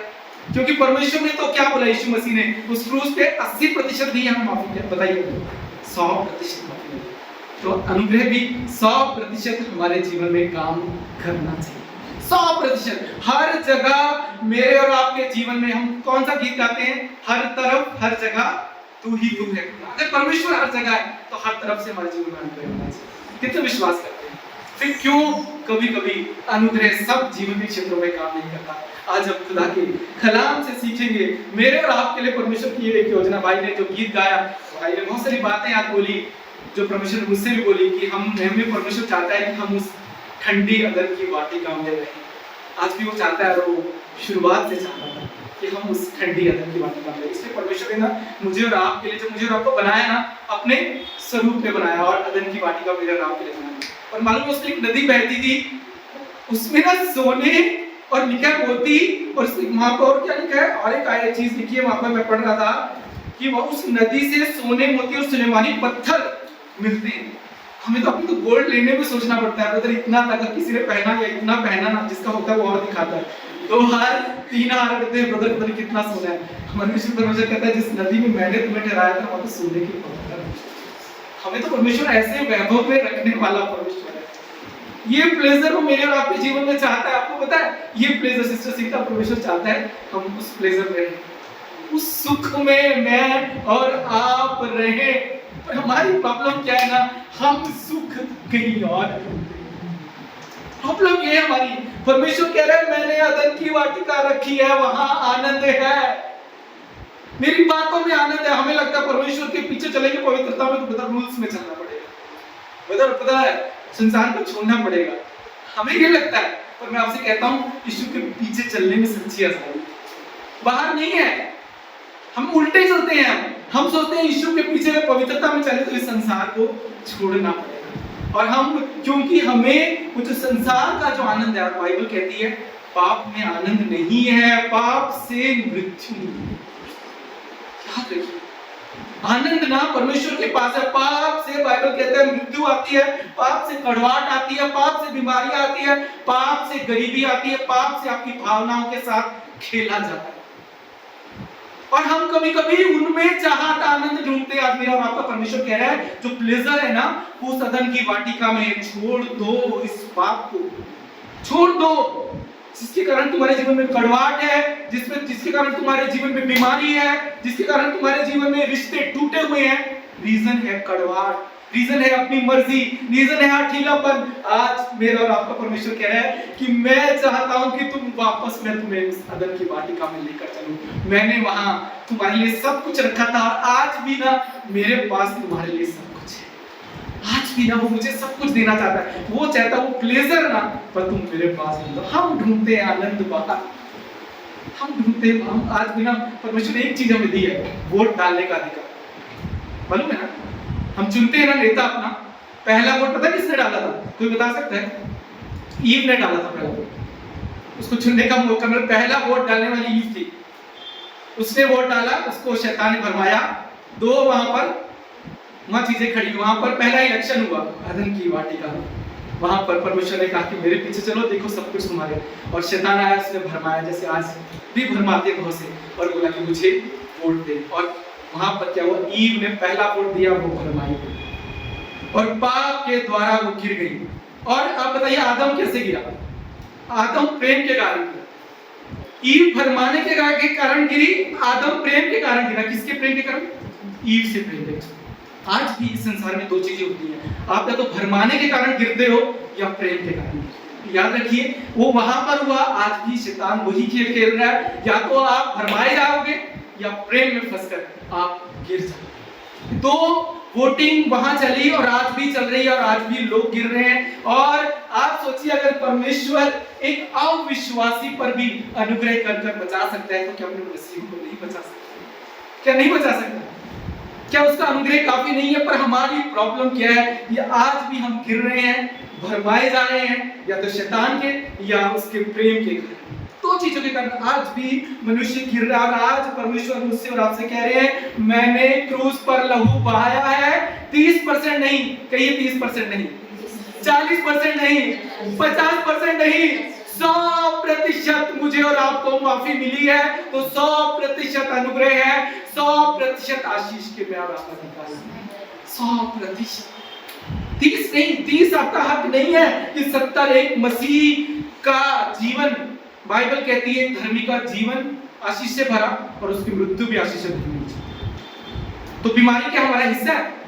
एक धर्मी, मैं ये नहीं कह रहा कि कोई को बीमारी से नहीं भरे, पर एक धर्मी का अंत बुरा नहीं होता।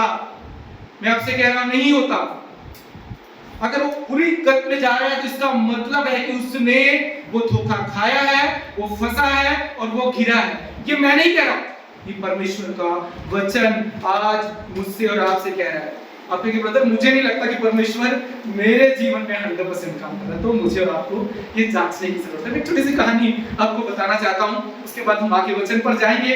एक लड़का, मैं पढ़ रहा था कहानी, मुझे बड़ी अच्छी लगी, बहुत सिंपल है, छोटे बच्चों को भी ये समझ आएगी। अंशा, अनुष, रुशान, आपको भी ध्यान से सुनना है। आयुष, आप सब के लिए ये कहानी है और मेरे और आपके लिए। एक लड़का एक दिन कॉलेज जाता है और वो कॉलेज की फीस नहीं भर पाता। उसके पेरेंट्स कैपेबल नहीं होते, भी नहीं भर पाते, और उसका ना बोर्ड पे नाम लिखा रहता है कि आपकी पेमेंट नहीं हुई है, आपकी फीस भरी नहीं गई है, तो आप एग्जाम में नहीं बैठ सकते। और जब एग्जाम नजदीक आता है, उसको एडमिट कार्ड दे दिया जाता है और बोलते हैं जब तक एग्जाम का डेट आएगी तब तक फी भर दोगे तो ये एडमिट कार्ड यूज हो जाएगा। और वो जिस दिन एग्जाम होता है बड़ा ही परेशान हो जाता है, कहता है कि वो सबके सामने मुझे वहां पर नहीं बैठने दिया जाएगा, मेरी बड़ी बेइज्जती होगी, मैं लेट जाऊंगा, किसी को पता नहीं चलेगा। तो जब वो लेट घुसता है ना वहां पर, और लेट जाने के बाद देखता है कि बोर्ड पे तो नाम लिखा है, पर अंदर जाता है ना तो अंदर कोई कुछ कहता नहीं उसको, और वो बैठता है, एग्जाम देता है। पूरे एग्जाम में ये वो सोचता रहता है कि अरे कि ये कैसे संभव है, किसी ने मुझे कोई रोका है। उसका ध्यान एग्जाम में नहीं रहता, उसका ध्यान इसी पे रहता है कि किसी ने मुझे रोका क्यों नहीं। और वो एग्जाम देता है और वो बाहर निकलता है और ऑफिस में जाकर बोलता है कि मुझे एग्जाम कैसे दिया जाने है। तब उसको बोलते हैं कि आपका एक कजन है, उसने ये बोर्ड देखा था, उसने अपने पेरेंट्स को बोला और उसके पेरेंट्स ने ये फीस आपकी भर दी। बोर्ड पे से नाम नहीं हटा पर ऑफिस में हमको पता लग गया और इसलिए आपको ये एग्जाम वहां पर देने की परमिशन दी। वो इतना खुश हो जाता है, अपने घर जाता है, जॉय से मिट्टी शूज की अपना उड़ाता हुआ और घर पहुंचता है, खुशी से भर जाता है। और मैं एक बात आपसे कहना चाहता हूँ कि अगर उसे पहले पता लग जाता कि मेरी पेमेंट हो चुकी है तो वो एग्जाम देते हुए वो ये नहीं सोचता कि मुझे यहाँ क्यों बिठाया गया। वो एग्जाम भी बड़ी ही खुशी के साथ देता। आज ना मैं और आप कई बार मसीह ऐसे हमारी पेमेंट अदा की गई है पर हम भी उस परिस्थितियों में कहते हैं पता नहीं परमेश्वर है कि नहीं, पता नहीं परमेश्वर मेरे लिए करेगा कि नहीं, पता नहीं दूसरों के लिए। पास्टर जी आज कलीसिया आ रहे ना, पता नहीं पास्टर जी मेरे लिए प्रे करेंगे। मैं कहता हूँ जो परमेश्वर है ना उसका अनुग्रह है ना, पास्टर अपने प्रे करने का भी अगर आप विश्वास करते हैं खुदा के अनुग्रह के द्वारा आप अपने जीवन में हर जगह खुदा की भलाई को देखेंगे, क्योंकि आपके लिए पेमेंट अदा कर दी गई। तो गुड फ्राइडे को ना आज याद कीजिए, गुड फ्राइडे वाले दिन जो प्रचार होगा वो होगा, ईस्टर वाले दिन होगा, पर आज यीशु का लहू मुझे और आपको बता रहा है मेरा अनुग्रह तुम्हारे लिए। अनुग्रह को मुझे और आपको समझना है और उस अनुग्रह में मुझे और आपको चलना बहुत जरूरी है, बहुत जरूरी है। अनुग्रह है पर उसमें चलने की जरूरत है। आज हमारी प्रॉब्लम पता क्या है, हम कई बार कहते हैं कि अच्छे लोगों के साथ बुरी बातें क्यों होती हैं और बुरे लोग क्यों फलते हैं। हमारे लिए ना ये बहुत बड़ा सवाल है। कितने लोग ये सवाल रहते हैं कि जब बुरे लोगों को फलते हुए देखते हैं तो कह रहे बुरे लोग क्यों फल रहे हैं और अच्छे लोगों के जीवन में प्रॉब्लम्स क्यों होती हैं। कुछ सवालों के ना हमारे पास जवाब नहीं है, पर एक बात याद रखिए कि आपका परमेश्वर है, आपके पास एक सिंहासन है जहां आप जा सकते हैं हमेशा हमेशा के लिए। आइए मैं चाहता हूं एक वचन हम सब खोलेंगे, इब्रानियों 4:16। अब सब मेरे साथ खोलिए और हम सब, मैं चाहता हूं इस वचन को पढ़ेंगे। पहले मैं पढ़ूंगा और फिर हम सब पढ़ेंगे। यहाँ पर लिखा है, इसलिए आओ हम अनुग्रह के सिंहासन के निकट हियाव बांध कर चले कि हम पर दया हो और वह अनुग्रह पाए जो आवश्यकता के समय हमारी सहायता करे। क्या कह रहा है ये वचन?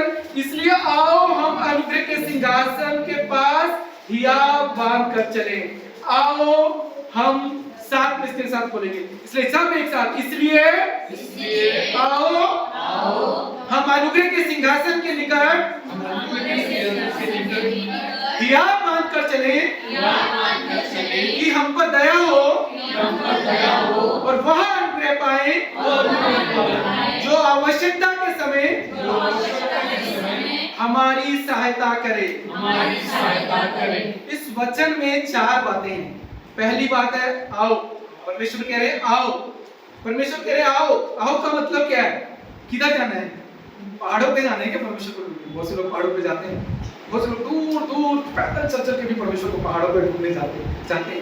पर यहाँ परमेश्वर ना बाहर की दूरी नहीं कह रहा है, मन की दूरी है। ये जो मन से दूरी बनाई है ना, ये दूरी के लिए वो कह रहा है कि मेरे पास यहाँ से हम दूर है। बाहर से कई बार हम कहते हैं परमेश्वर मैं तो बड़ी तेरी महिमा करता हूँ, मैं बड़ा आनंद से भर गया, पर जो इधर से ना वो कई बार कौशल दूर होते हैं परमेश्वर से। तो यहाँ आज परमेश्वर मुझसे रात कह रहे हैं ये सफर बाहरी नहीं है, ये सफर अंदरूनी सफर है। मैं आपसे कहता हूँ आपके लाइफ में ना आपको सफलता मिले या असफलता मिले, कभी कभी लोग ना बहुत आशीष पाते हैं तो परमेश्वर से क्या होते हैं? दूर हो जाते हैं। कभी कभी लोग ना परमेश्वर से आशीष नहीं पाते तो भी परमेश्वर से दूर। 2 कारण से लोग परमेश्वर से दूर होते हैं। सफल हो जाते हैं, ज्यादा बहुत मिल गया, बहुत कुछ अवेलेबल है, तब फिर वो कहते हैं अरे सब कुछ है अभी तो टाइम ही है। और जब नहीं मिलता है ना तब कहते हैं अरे परमेश्वर के पास आकर नहीं मिला, तब भी वो परमेश्वर से दूर हो जाते हैं। पर मैं आपसे कहता हूँ कि हमारी सफलता हमारी असफलता इन सब के बीच में आज मुझसे और आपसे परमेश्वर कह रहे हैं तू कहीं भी जहां से भी तू गिरा है ना, आज आगे बढ़। आज मुझसे और परमेश्वर आपसे कह रहे हैं, पहला बात क्या कह रहे हैं? पहली आज्ञा क्या है? कम। क्या बोली? कम। परमेश्वर कह रहे हैं आ मेरे पास, लौट कर आ। याकूब 4:8 पे पता क्या लिखा है? भाई आज बोल रहे थे, मन का पुत्र कैसे बोल रहे हैं? परमेश्वर के निकट आओ तो वो भी तुम्हारे निकट आए। परमेश्वर कह रहे हैं आ मेरे पास, और मैं क्या बोल रहा हूं? निकट आएगा। और निकट आने का मतलब सबसे बड़ा अच्छा एग्जांपल है उड़ाऊ पुत्र का। जब वो क्या 3 चीजें उड़ाऊ पुत्र ने की, जब वो आया ना उसने 3 चीजें ठानी। मैं गलत हूं, कहिए उसने क्या ठाना? मैं गलत हूं, मुझे बदलना है और मैं घर आ रहा हूं। ये 3 चीजें उड़ाऊ पुत्र ने ठानी। मैं गलत हूं, मुझे बदलना है और मैं घर आ रहा हूं। 3 चीजें उसने ठानी और वो नहीं तोड़ा। एक चीज ध्यान रखिए, बेटा नहीं तोड़ा, बेटा जा रहा था। परमेश्वर ने कहा ना आओ, यहाँ लिखा है बेटा जा रहा है। और लूका 15:20 में लिखा है जब वो पिता के पास चला वो अभी दूर ही था कि उसके पिता ने देखकर तरस खाया, और सबसे खूबसूरत बात लिखी है उसे दौड़ कर गले लगाया, उसे बहुत चूमा। संसारिक पिता अगर सोचे उसका बेटा ऐसे सब उसकी प्रॉपर्टी लेकर चला गया होगा, और जब वो वापस आएगा ना उसको पता भी लगे ना रास्ते में खड़ा होगा, बेटा अभी बताऊंगा तेरे को कि बात है ना मैं ही हूं, धक्के खा के यहीं आना पड़ा। वहां नहीं बोलेगा डंडा लेके, वहां भी ऐसे लेके चलो अंदर पास। पर वो पिता ना आज भी गले लगाने के लिए तैयार है। और मालूम है सबसे अच्छी बात है, वो पिता उस अनुग्रह के सिंहासन पर बैठा है। उस सिंहासन पर बैठकर वो कहता है, अगर बोलते ना सूरज को थम जा, सूरज थम जाता है। वो कहता है आंधियों को थम जा, तो आंधियां थम जाती हैं। वो कहता है ना कि उजियाला हो तो उजियाला हो जाता है। वो सिंहासन पर बैठा हुआ ये कहता है, और वो किसी भी परिस्थिति में उसको उठने की जरूरत नहीं है। पर जब आप उसकी ओर चलते हो ना, वो सिंहासन से उठकर आपकी ओर दौड़ता है। दौड़ता है। क्यों जरूरत है उसको? उसका प्रेम है, उसका प्रेम है। वो अनुग्रह के सिंहासन को छोड़कर आपकी ओर दौड़ता है। उसको क्या जरूरत है? क्या जरूरत है उसको? पर आज भी मेरा और आपका परमेश्वर उस अनुग्रह के सिंहासन से उतर कर मेरी और आपकी ओर दौड़ता है। पता है इसलिए यीशु मसीह को ने अपने चेलों को प्रार्थना सिखाई ना, उन्होंने क्या प्रार्थना सिखाई कि हे मेरे पिता तू जो स्वर्ग में है। स्वर्ग में है मतलब परमेश्वर क्या बताना चाहते थे कि मैं तो स्वर्ग में हूँ, तुम धरती पर हो। अरे मेरा और तुम्हें बहुत फर्क है, ये नहीं बताना चाहते। वो कहते थे कि मेरा सिंहासन ना स्वर्ग में है और मैं वहां विराजमान हूँ। परिस्थितियां बदल जाएं, हालात बदल जाएं, बीमारियां आ जाएं, आप फंस जाओ, आप अकेले पड़ जाओ, कहे अब कोई रास्ता नहीं। वो कहता है याद रखना वो परमेश्वर स्वर्ग में विराजमान है, वो वहां से नियंत्रण करता है और आज भी तुम्हारे जीवन को बदलने की सामर्थ्य रखता है। इसलिए यीशु मसीह कहते थे इस प्रार्थना को रोज किया करना ताकि तुम्हें पता हो कि एक परमेश्वर है, तभी आप उसके पास जा सकते हो। मैं आपसे कहता हूँ इब्रानियों का ये जो वचन है यह हर विश्वासी के जीवन में पूरा नहीं होता, क्योंकि लोग क्या बांधकर उसके पास नहीं जाते। उनको लगता है पता नहीं मेरी प्रार्थना सुनी जाएगी कि नहीं, क्योंकि मैं तो काबिल नहीं हूँ, मैं तो योग्य नहीं हूँ। ब्रदर मेरे में बहुत कमजोरी है, बहुत कमी है, मैं योग्य नहीं हूँ, मैं काबिल नहीं हूँ, परमेश्वर मेरी प्रार्थना को नहीं सुनेगा। पर एक चीज आपको करनी है, आप काबिल नहीं है, आप कमजोर हैं, आपको कोई गलती माननी है, आपको परमेश्वर के पास लौट कर आना है और इस हियाव के साथ आना है। और वो हियाव पता क्या है? हियाव क्या है? वो कौन सा हियाव है? एक हियाव है कि आप जब उसके पास आ रहे हैं उसके बेटे बन कि मैं परमेश्वर की संतान हूं, मैं परमेश्वर का बेटा हूं। जब आपको पता है मैं बेटा बनकर आऊंगा तो पिता बनकर आपके आपको ना दास बनकर आने की जरूरत नहीं है। कितने लोगों ने अपने घर में जब आते हैं सुबह सुबह कोरियर वाले, आजकल तो सब घरों में बहुत ज्यादा आते हैं, नॉक करते हैं। कैसे नॉक करते हैं? बैल बजाते हैं कंटिन्यू, क्या नहीं बजाते ना, धीरे से टैप करते हैं, टक टक। कोई मांगने वाला आ जाए, अभी तो फ्लैट्स में नहीं आता, नीचे वाले घरों में आए तो वो बोलता है बाबा एकदम धीरे से, भैया दया कर दे। पर जब एक बेटा आता है वो कैसे बैल बजाता है? टंग टंग टंग टंग। हमारा गुशान तो हमारे खोलने से पहले 4 बार वो बेल बजाता ही रहता है। परमेश्वर कहते हैं ये एटीट्यूड के लिए मेरे पास आओ ना, इस विश्वास से आओ कि मेरा पिता द्वार खोलेगा ही। आज परमेश्वर ना वो एटीट्यूड चाहता है, मेरे पास आओ ना, विश्वास से आओ कि मेरा काम होने जा रहा है, मेरे लिए द्वार खुलने जा रहा है। ये एटीट्यूड आज परमेश्वर ना मुझसे आपसे चाहता है। बेटे बनकर आओ, वो एकदम प्रभु मैं तो पापी हूँ, प्रभु मैं तो चर्च का सेक्रेटरी, तो बोला जाके फिर मिनट्स सेक्रेटरी मिनट्स लिखने के लिए पास्टर हूँ नहीं, बेटा बनकर आओ, बेटी बनकर आ, तू मेरा बेटा है, मेरी बेटी बनकर आ। इस विश्वास से आ कि मैं तेरी प्रार्थना को सुनूंगा और मैं तेरे जीवन को बदलूंगा। जब तू मेरे पास एक कदम बढ़ाएगा मैं दौड़ कर तुझे गले लगाऊंगा। आज वो अनुग्रह से भरा परमेश्वर कहता है मेरे अनुग्रह के सिंहासन के पास आओ, फिर क्या मिलेगा आपको पता है? 2 चीजें मिलेगी। क्या लिखा है इस वचन में? हम आगे पढ़ेंगे, पढ़िए इसको, कोई पढ़ सकता है दोबारा इस वचन को पढ़ेगा। इसलिए आओ हम अनुग्रह के सिंहासन के निकट हियाव बांधकर चले कि हम पर दया हो और वह अनुग्रह पाए जो आवश्यकता के समय हमारी सहायता करे। क्या लिखा है? हम पर दया हो और अनुग्रह पाए। 2 चीजें होंगी, इसके पास आओगे, फिर दया होगी और फिर अनुग्रह होगा। वो अनुग्रह आपके जीवन को बदल देगा। मैं आपसे कहता हूँ वो सिंहासन जो है ना वो तय करेगा आपके जीवन को। आपकी बीमारियां तय नहीं करेंगी, आपकी बीमारियां तय नहीं करेंगी, आपका एंड क्या होगा वो सिंहासन तय करेगा अगर आप उसके पास जाएंगे। आपकी गरीबी तय नहीं करेगी, आपका एंड क्या होगा। आपके जो शादीशुदा रिश्ते हैं ना वो तय नहीं करेंगे। हाँ, शादीशुदा रिश्तों का प्रभाव पड़ता है अपनी जिंदगी में, पर वो तय नहीं करते कि आपका एंड क्या होगा। अगर आप उस सिंहासन पर विश्वास करते हैं ना, वो आपके जीवन को, आपकी डेस्टिनी को तय करेगा कि आपका आज खूबसूरत है और आपका आने वाला कल भी खूबसूरत होगा। वो स्वर्ग में बैठा परमेश्वर वो अनुग्रह का सिंहासन तय करता है मेरे और आपके जीवन को। कोई बीमारी, कहीं कोई बीमारी मेरे जीवन को तय नहीं करेगी कि मेरा एंड क्या होगा। मेरा एंड तो भलाई ही होगा। मैं इस धरती पर खुदा की भलाई को देखूंगा और मैं जब यहाँ से जाऊंगा तो वहां स्वर्ग में खुदा की भलाई को देखूंगा, क्योंकि वो परमेश्वर जो स्वर्ग में है, वो जो सिंहासन पर बैठा है, वो मेरे जीवन को तय कर रहा है। मुझे और आपको ये पता होना चाहिए। तब आप अपने जीवन में कभी भी ये लगेगा ही नहीं कि प्रभु मैं यहाँ से गुजर रहा हूँ तो अब मैं यहाँ से जय पाऊंगा कि नहीं पाऊंगा। चाहे मैं घोर अंधकार से भरी तराई से होकर क्यों ना गुजरूं, मैं हानि से ना डरूंगा।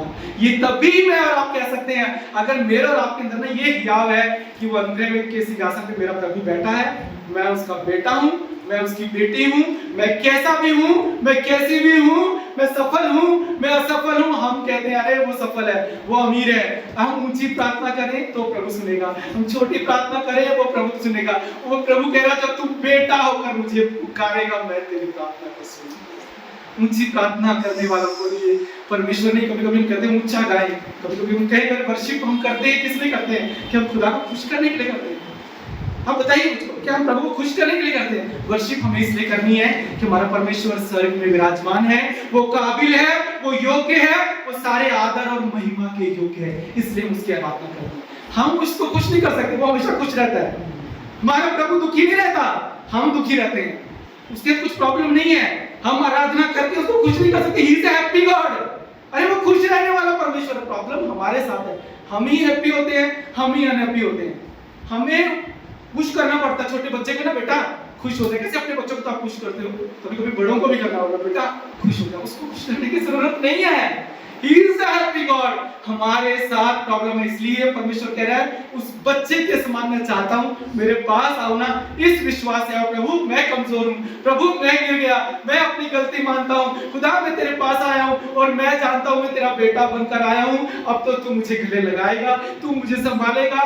मेरा आज और मेरा भविष्य तेरे हाथों में समर्पित है, तेरे हाथों में है। तू काबिल है, तू मुझे काबिल बनाएगा। तू योग्य है, तू मुझे योग्य बनाएगा। हम योग्य नहीं है तो वो बनाएगा, पर हमें बनना भी है। ऐसा नहीं कि परमेश्वर ने अपनी धार्मिकता मुझे और आपको दे दिया। वो कहता है अब तुम्हें धर्मी होकर चलना है। उसने पवित्रता दे दी, अब पवित्र होकर चलना है। मैं दो बातें आज से आपसे और शेयर करना चाहता हूं कि क्यों खुदा का अनुग्रह मेरे और आपके जीवन में कहां पर वो रुकावट बन जाता है, क्यों वो काम नहीं करता। आइए दो बातों में हम लीगल ग्राउंड देते हैं शैतान को। बाइबल कहती है हम परमेश्वर की संतान है। हमारा परमेश्वर कहता है कि मैं पवित्र हूं और वो कहता है तुम भी पवित्र बनो। और पर क्या होता है, दो चीजें नोट कर लीजिए।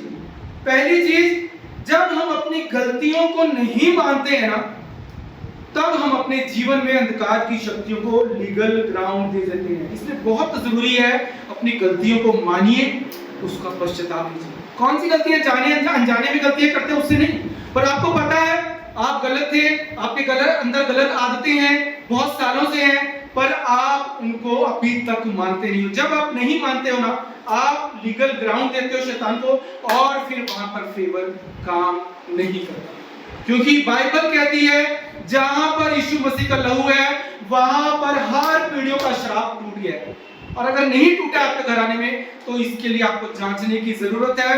क्यों नहीं टूटा है? क्योंकि आपने लीगल ग्राउंड दिया हुआ है। क्योंकि परमेश्वर कहता है जब तुम मुझ में आ गए हो ना, हो सकता है बहुत सारे ना पीढ़ियों की परंपराओं से आपके जीवन में आएगा, आपकी पीढ़ियों के जो श्राप है वो आपके जीवन में आएंगे। बहुत सी चीजें हैं आपकी पीढ़ियों में जो उनका नियंत्रण रहता है आपके जीवन ऊपर, वो आएगा। उसके कारण आप भी उसमें फंसे रहते हैं और आप भी उसमें से उलझते हैं। क्यों? रीजन क्या है?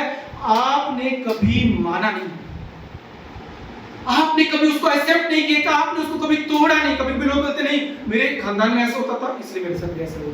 हम उसको तोड़ते नहीं है, पर परमेश्वर चाहते हैं कि अगर आपकी पीढ़ियों में होता रहा, आप आखिरी हो गए, आपके बाद वो नहीं होगा। आप आखिरी हो गए, आपके बाद फिर वो नहीं होगा। जो श्राप पीढ़ियों से चल रहे हैं ना, वो आप लास्ट पर्सन हो, क्योंकि आप अब यीशु की वंशावली में हो। आपके यहां से ये खत्म हो जाएगा। पर इसके लिए बहुत जरूरी है आपको ये एक्सेप्ट करना, आपको ये मानना, आपको उसके लिए पश्चाताप करना और आपको खुदा के हाथ में ये बात को सौंपना और उसको एक्सेप्ट करना बहुत जरूरी है। क्योंकि मैंने देखा अपने बहुत सारे मसीह लोगों के जीवन में अभी तक खुदा का फेवर बहुत जगह नहीं होता। कारण एक है, वो अपनी जो सालों से गलतियां कर रहे हैं कभी मानते नहीं। ये लीगल ग्राउंड मैं आपसे कह रहा हूं, शैतान वहां पर कब्जा करके चलता है और वो क्षेत्र के द्वारा आपके जीवन में वो कल्ट, वो श्राप वहां से आप आजाद नहीं। दूसरी चीज क्या है? जब परमेश्वर हमें वचन दिखाता है ना, ध्यान से सुनिए, परमेश्वर बहुत साफ तरीके से मनुष्य से बात करते हैं। जब हम परमेश्वर हमें वचन दिखाए और हम वचन को मैनिपुलेट करते हैं, क्या करते हैं? वचन को घुमाते हैं अपने तरीके से और अपने आप कभी अपनी गलती नहीं करते। तब आप शैतान को लीगल ग्राउंड देते हैं अपने घराने में कि मेरे घराने में शैतान का कब्जा है। इसलिए जब परमेश्वर वचन दिखाए, कभी अपनी मर्जी और अपने नियंत्रण के द्वारा अपने आप को जस्टिफाई मत कीजिए। मैं आपसे कह रहा हूं, उसका एक ही रास्ता है, अपने आप को खुदा के हाथ में समर्पित कीजिए। प्रभु मुझसे गलती हुई है, कभी मैनिपुलेट मत कीजिए। अरे नहीं, ऐसे था वैसे था। मैनिपुलेशन आपको लीगल ग्राउंड में फंसा देगा और आप खुदा के अनुग्रह को अपने जीवन में काम करता हुआ नहीं दिखेंगे। ये दो चीजें हैं, अपने जीवन की जो पुरानी गलतियां हैं जो आपने आज तक नहीं मानी है, परमेश्वर के सामने मानिए, उसके लिए क्षमा मांगिए, उसके लिए पश्चाताप कीजिए। और दूसरा, जब परमेश्वर वचन दिखाए, आपको पता है ये गलत है और आप मैनिपुलेट करते हैं और अपनी मर्जी से आप नियंत्रण करते हैं। मैं आप एक चीज आपको बताना चाहता हूं, अगर आप इस विश्वास को लेकर, इस वचन को लेकर अपनी मर्जी के मुताबिक संसारिक तरीके से आप घोषित करते रहिए, आप करते रहिए, वो विश्वास, वो वचन कभी काम नहीं करेगा, क्योंकि वचन परमेश्वर की मर्जी के खिलाफ कभी काम नहीं करता है। दो चीजें अपने जीवन में याद रखिए। अगर आप चाहते हैं 100% अनुग्रह आपके जीवन में काम करे, सबसे पहले जो गलतियां सालों से करते आए हो, उस गलतियों को मानिए, खुदा से क्षमा मांगिए, खुदा से बोलिए, परमेश्वर प्रभु जी मुझे इस गलतियों के लिए क्षमा कर, जो मैं बार वो पाप करता हूँ, बार प्रभु इतने सालों से मेरे अंदर है, आज भी वो नहीं निकल रहा है। पहले तो मानना जरूरी है, उसको अंदर मत छुपाइए, मानिए, खुदा से कहिए प्रभु क्षमा कर, पश्चाताप कीजिए। दूसरा, जब परमेश्वर वचन दिखाए, आपको पता हो वचन काट रहा है, वचन आपको दर्शन बता रहा है, उसके बाद भी आप मैनिपुलेट करते हो, आप कहते हो नहीं कुछ नहीं, सब ठीक है, नहीं, ये मैनिपुलेशन आपको लीगल ग्राउंड में फंसा देगा और आप निकल नहीं पाएंगे। आज मेरे को और आपको परमेश्वर कह रहे हैं कि मैं इसलिए आया कि तुम 100% आजाद हो। कितने 100% आजाद हो? मैं तो सही में कहता हूँ, मैं हर दिन आप परमेश्वर से बहुत समय हो गया एक ही प्रार्थना करता हूँ, प्रभु कुछ मेरी कमियां बताओ। बता रहा हूँ आपको, एक रियल बता रहा हूँ। कविता को भी मैं कई बार ये अपनी प्रेयर में उसका एक तरीका अपना, वो एक पैटर्न हमारे अलग अलग रूम बनाए हुए, पर मैं बहुत बार ये प्रेयर करता हूँ, प्रभु कि आप मैं एक ही और चीज चाहता हूँ, मैं तेरे वचन में तो बढ़ूं, पर मेरी कमियां मुझे बता कि मैं उनमें काम कर सकूं परमेश्वर प्रभु, कि ताकि तेरा 100% अनुग्रह अपने जीवन के हर एक क्षेत्र में मिले। ये हमें करना है। अगर आप चाहते हो खुदा का फेवर आपके घराने में रहे, जहाँ चीजें रुकी हुई हैं, जहाँ चीजें अटकी हुई हैं, जहाँ चीजों से आप बाहर नहीं पा रहे, आप कितने सालों से प्रार्थना कर रहे हो, काम नहीं हो रहा है, एक काम कीजिए, आप परमेश्वर के पास जाएं, अपनी गलतियां माने और पश्चाताप कीजिए और कभी मैनिपुलेट मत कीजिए। उसका एक ही रास्ता है, अपना समर्पण करें। समर्पण करेंगे अनुग्रह बहेगा, समर्पण करेंगे अनुग्रह बहेगा, क्योंकि बाइबल कह रही है उसकी परिपूर्णता में क्या मिलता है? अनुग्रह पे अनुग्रह। वो कहता है जब तुम परिपूर्ण होते जाओगे, अनुग्रह पे अनुग्रह मिलेगा, अनुग्रह पे अनुग्रह मिलेगा। ऐसा हो ही नहीं सकता आप जाओ और चीजें ना हो, होगा नहीं, क्योंकि ये खुदा का कलाम कहता है। पर हमारी प्रॉब्लम क्या है? हम गलती नहीं मानते, हम पापी नहीं मानते हैं। हमारी प्रॉब्लम है हम समर्पण नहीं करते हैं, हमारे अंदर वही चलन है, हमारे अंदर वही कड़वाहट है। हम परमेश्वर को वो धन्यवाद नहीं देते जिसके वो योग्य है। आज भी बाहर कोई युद्ध नहीं है, युद्ध हमारे दिमाग का है। और शैतान एक चीज चाहता है, पता है आपको, हम सब के लिए वो एक ही चीज चाहता है कि ये अनुग्रह के सिंहासन के पास ना जा सके, ना जा सके। इसीलिए वो आपके साथ खेल खेलता है और वो एक आत्मिक युद्ध लड़ता है आपके साथ कि आप उसके अनुग्रह के सिंहासन के पास ना जाएं। और वो एक ही काम करता है जो उसने ईव के साथ किया, आज भी आपके साथ बातचीत करता है। मैं आपसे कहता हूं, जब वो आपसे बात करने लगे ना, उसको बोलिए भैया तेरा मेरा कोई लेना देना नहीं, तेरा मेरा कोई लेना देना। जब आपको कोई शैतानियत की बात करे, आपके घर आकर कोई संसार की बात करे, आपको बोलिए तेरा मेरा कोई लेना देना नहीं। आप अगर वार्तालाप करेंगे, आप कहेंगे नहीं मुझे तो, अरे मेरे दोस्त हैं पुराने हैं, मैं आपसे कहता हूं आप गिर जाएंगे। ईव गिर गई, भरमाई गई, वो धोखे से, उसका पति प्रेम के कारण भरमाया गया। आज मैं आपसे परमेश्वर का सेवक होने के नाते बिल्कुल साफ ये आपसे बात कह रहा हूं कि आप उससे वार्तालाप करना बंद कर दें। शत्रु से कोई बातचीत नहीं होनी चाहिए। अगर ये बात नहीं करती तो नहीं गिरती। बात मत कीजिए, एक ही रास्ता है, आपको बोलना है तेरा मेरे से कोई लेना देना नहीं। शत्रु जा अपने लोगों से बात कर, मैं तुझे नहीं जानता, मैं तुझे नहीं जानता। मैं जानता हूं एक नाम है यीशु नाम, जिस पर मैं विश्वास करता हूं, जिसके पीछे मैं चलता हूं। मेरा परमेश्वर सिंहासन पर मौजूद है, वो मेरे लिए खड़ा है। और जिस दिन आप ये समझ जाएंगे, जिस दिन आप ये जान जाएंगे, जिस दिन आप उसके बेटे बनकर उसके सिंहासन के पास आएंगे, वो अनुग्रह आपको जय दिलाएगा, वो अनुग्रह आपके जीवन में विजय लेकर आएगा। कोई रोक नहीं सकता। उस अनुग्रह में चलना बहुत जरूरी है। अगर विजय चाहिए तो उस अनुग्रह के सिंहासन के पास आना होगा, अपनी गलतियां मानकर, बेटा बनकर कि आप पर दया हो, आप पर अनुग्रह हो और आप उस जय को अपने जीवन में देख सके। अनुग्रह विजयी बनाता है, पर उसके लिए आपको काम करना होगा।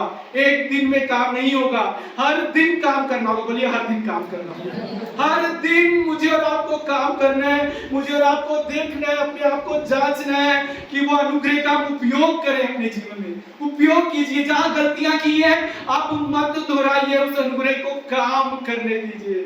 वो अनुग्रह काम करेगा और आपके जीवन को बदलेगा और आप जय को देखेंगे। तब तो गुलायत हो और यहाँ पर चाहे वो दाऊद हो, एंगल कितना भी लंबा हो, उस अनुग्रह के द्वारा आप युद्ध को जीतेंगे, आप जय को देखेंगे। आप अपने जीवन के हर एक क्षेत्र में अनुग्रह को देखेंगे। बचा पाइए, सब खड़े हो जाइए अपनी जगह पर, अपने हाथों में खुदा की ओर हम सौंप देंगे और जब प्रार्थना करेंगे खुदा कि आज मैं ना तेरे पास आया हूँ, तेरे अनुग्रह के सिंहासन के पास आया हूँ खुदा, और आज मैं अपने आप को तेरे हाथ में सौंपता हूँ, अपने आप को समर्पित करता हूँ प्रभु, तुझको मैं देता हूँ प्रभु। मैं चाहता हूँ भाई जो हम पर आ जाएं और हम सब अपने हाथ को खुदा के हाथ में सौंप दें। खुदा से कहे प्रभु कि आज तूने मुझसे बात की है प्रभु, धन्यवाद परमेश्वर। अपने हाथों को उठाइए, उस स्वर्ग की ओर देखिए, उस अनुग्रह के सिंहासन की ओर। यीशु मसीह ने कहा, परम पिता जो स्वर्ग में है, उस स्वर्ग की ओर अपनी नजर लगाएं और अपने आप को आज जांचिए कि आप कौन है। आप उसके बेटे और बेटियां हैं। उस बेटे के हक से आज स्वर्ग की ओर देखिए, उस बेटी के हक से आज उस स्वर्ग की ओर देखिए और खुदा से कहिए, परमेश्वर प्रभु कि तेरे अनुग्रह के द्वारा मैं अपने हर पापों पर जय पाऊंगा। तेरे अनुग्रह के द्वारा मैं अपने हर पापों पर जय पाऊंगा। अपने हाथों को उठाइए, मैं कहता हूँ कि समय है अपने जीवन को उस खुदा के हाथ में सौंपने का।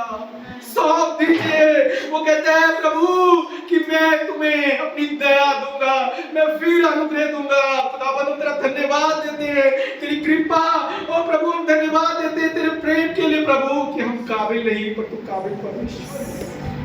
हम योग्य नहीं पर तू योग्य परमेश्वर है प्रभु। अब मैं जीवन जीऊंगा तो खुदाबंद मैं तेरी नजर में योग्य होना चाहता हूँ। हाँ, तेरे पास हम आए खुदाबंद, धन्यवाद देते हैं अपने लोगों से बात करने वाले प्रभु। आज हम दुआ करते हैं, मेरी इच्छाएं नहीं प्रभु, तेरी इच्छाएं मेरे जीवन में पूरी हो। मेरे मालिक की इच्छाएं कहिए, मेरे प्रभु की इच्छाएं कहिए, मेरे सृष्टिकर्ता की इच्छाएं तेरे जीवन में पूरी हो। मेरी मर्जी नहीं प्रभु। बहुत प्रभु मैं भटक लिया परमेश्वर, मैं खुद को देता हूँ तेरे हाथ में। सौंप दीजिए, धन्यवाद कीजिए और खुदा से मदद मांगिए। खुदाबंद उस अनुग्रह के सिंहासन के पास आज हम ही आपके साथ आए, हम ही आपके साथ आए खुदा कि हम पर दया और अनुग्रह होने पाए। उनकी मदद कर कि इस अनुग्रह को समझ पाए, इस अनुग्रह में हम चल पाए, अपनी गलतियों को मान कर खुदा हम खुदा दुआ करते हैं अपनी परिपूर्णता में हमें लेकर चल खुदा।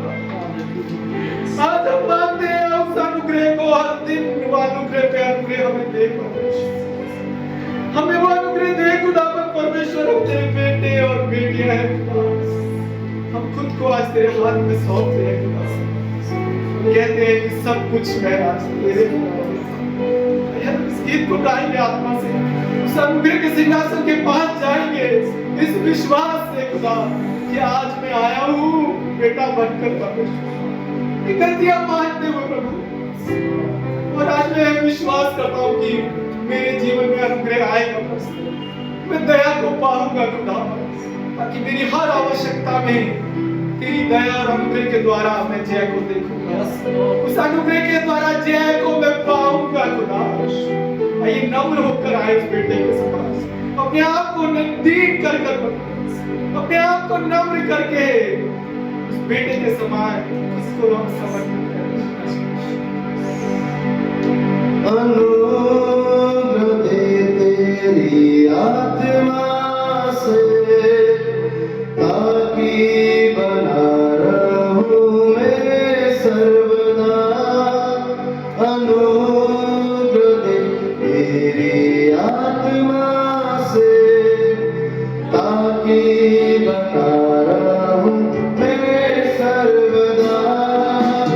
अपनी जानी है तूने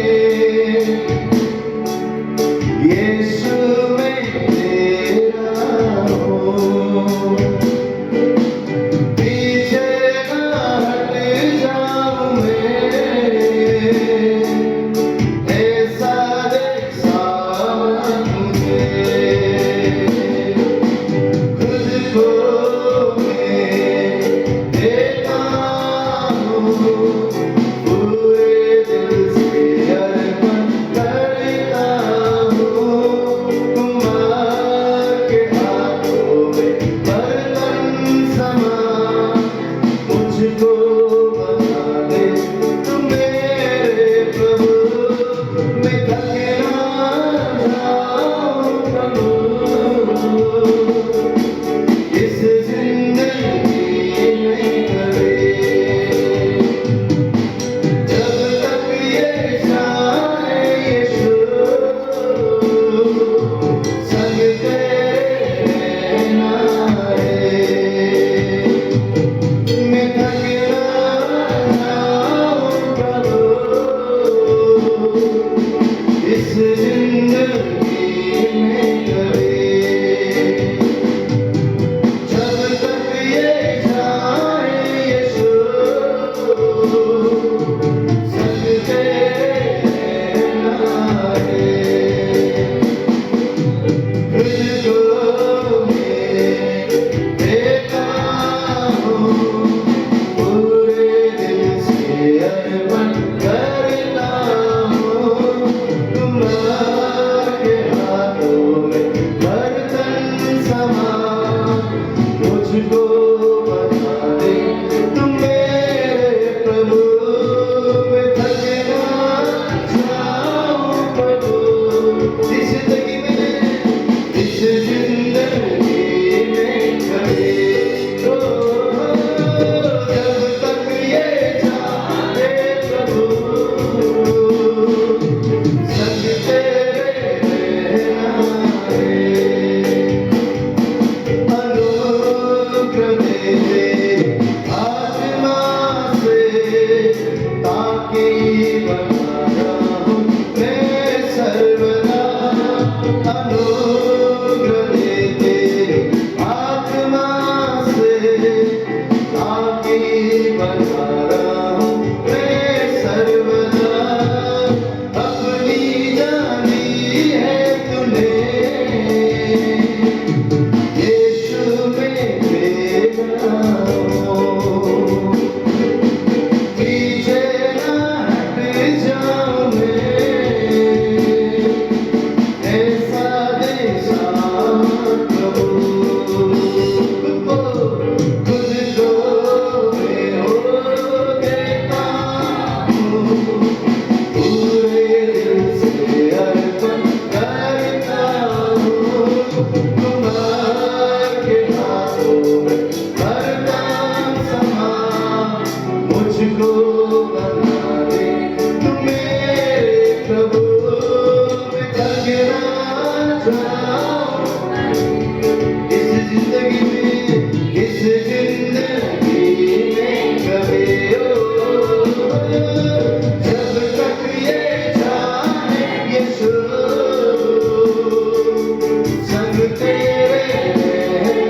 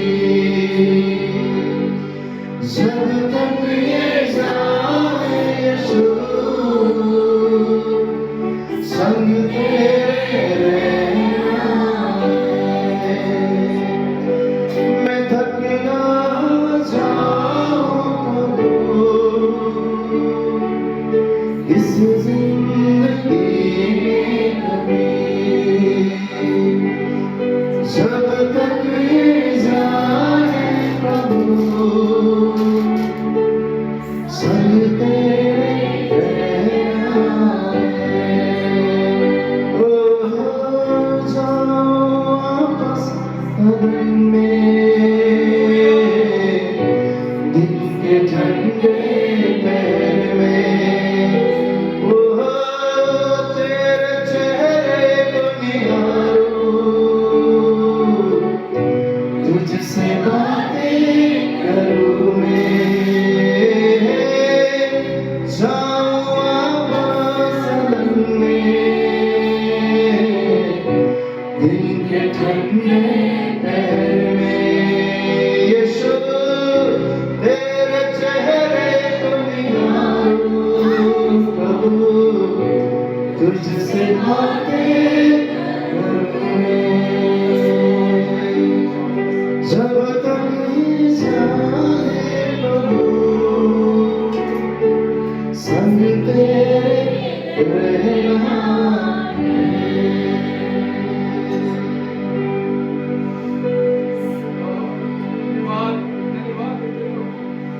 धन्यवाद तेरे उस अनुग्रह के लिए जो उस क्रूस के द्वारा मिला है। धन्यवाद प्रभु जी, हमारे पाप तेरे अनुग्रह से बड़े नहीं परमेश्वर, और उस अनुग्रह से प्रभु हम उन पापों पर जय पाएंगे। हम खुद को रोकेंगे खुदा पर परमेश्वर। धन्यवाद प्रभु कि तेरे उस सच को आज बताने के लिए हम तेरे बेटे और बेटियां, और हमारे लिए एक अनुग्रह का सिंहासन है जहाँ हम जा सकते हैं कि हम पर दया हो, हम पर अनुग्रह हो। धन्यवाद देते कि तेरी सामर्थ आज भी हमारे जीवन में काम करती है। धन्यवाद वो अनुग्रह का सिंहासन आज भी हमारे लिए खुला है। मदद कर हर दिन प्रभु, इस अनुग्रह में हम जीना सीखें, इस अनुग्रह में हम चलना सीखें, इसका हम उपयोग करें प्रभु। हर दिन तेरी पवित्रता में चलें, अपनी कमजोरियों पर काम करें, इस अनुग्रह के द्वारा जय पाए और तेरी सामर्थ को हमारे जीवन में देखें। धन्यवाद इस सच को हमें बताने के लिए, इसे प्रेम करने के लिए हम तेरा शुक्रिया अदा करते हैं। तेरे जीवन को तेरे हाथ में सौंपते हैं और हम उस अदन की वाटिका में सदा अपने खुदा से मिलने जाएंगे और हम बैठेंगे खुदा, और परमेश्वर उस वैभव का आनंद मनाएंगे। वही वैभव हमारा आनंद है, तेरी उपस्थिति ही हमारा आनंद है। तो उस उपस्थिति में दुआ करते कि जीवन भर हम बने रहें, तेरा अनुग्रह हमारे जीवन में पहले पाए। धन्यवाद देते हैं सब कुछ यीशु मसीह के नाम से, आमीन। अपने से खुदा के लिए जोरदार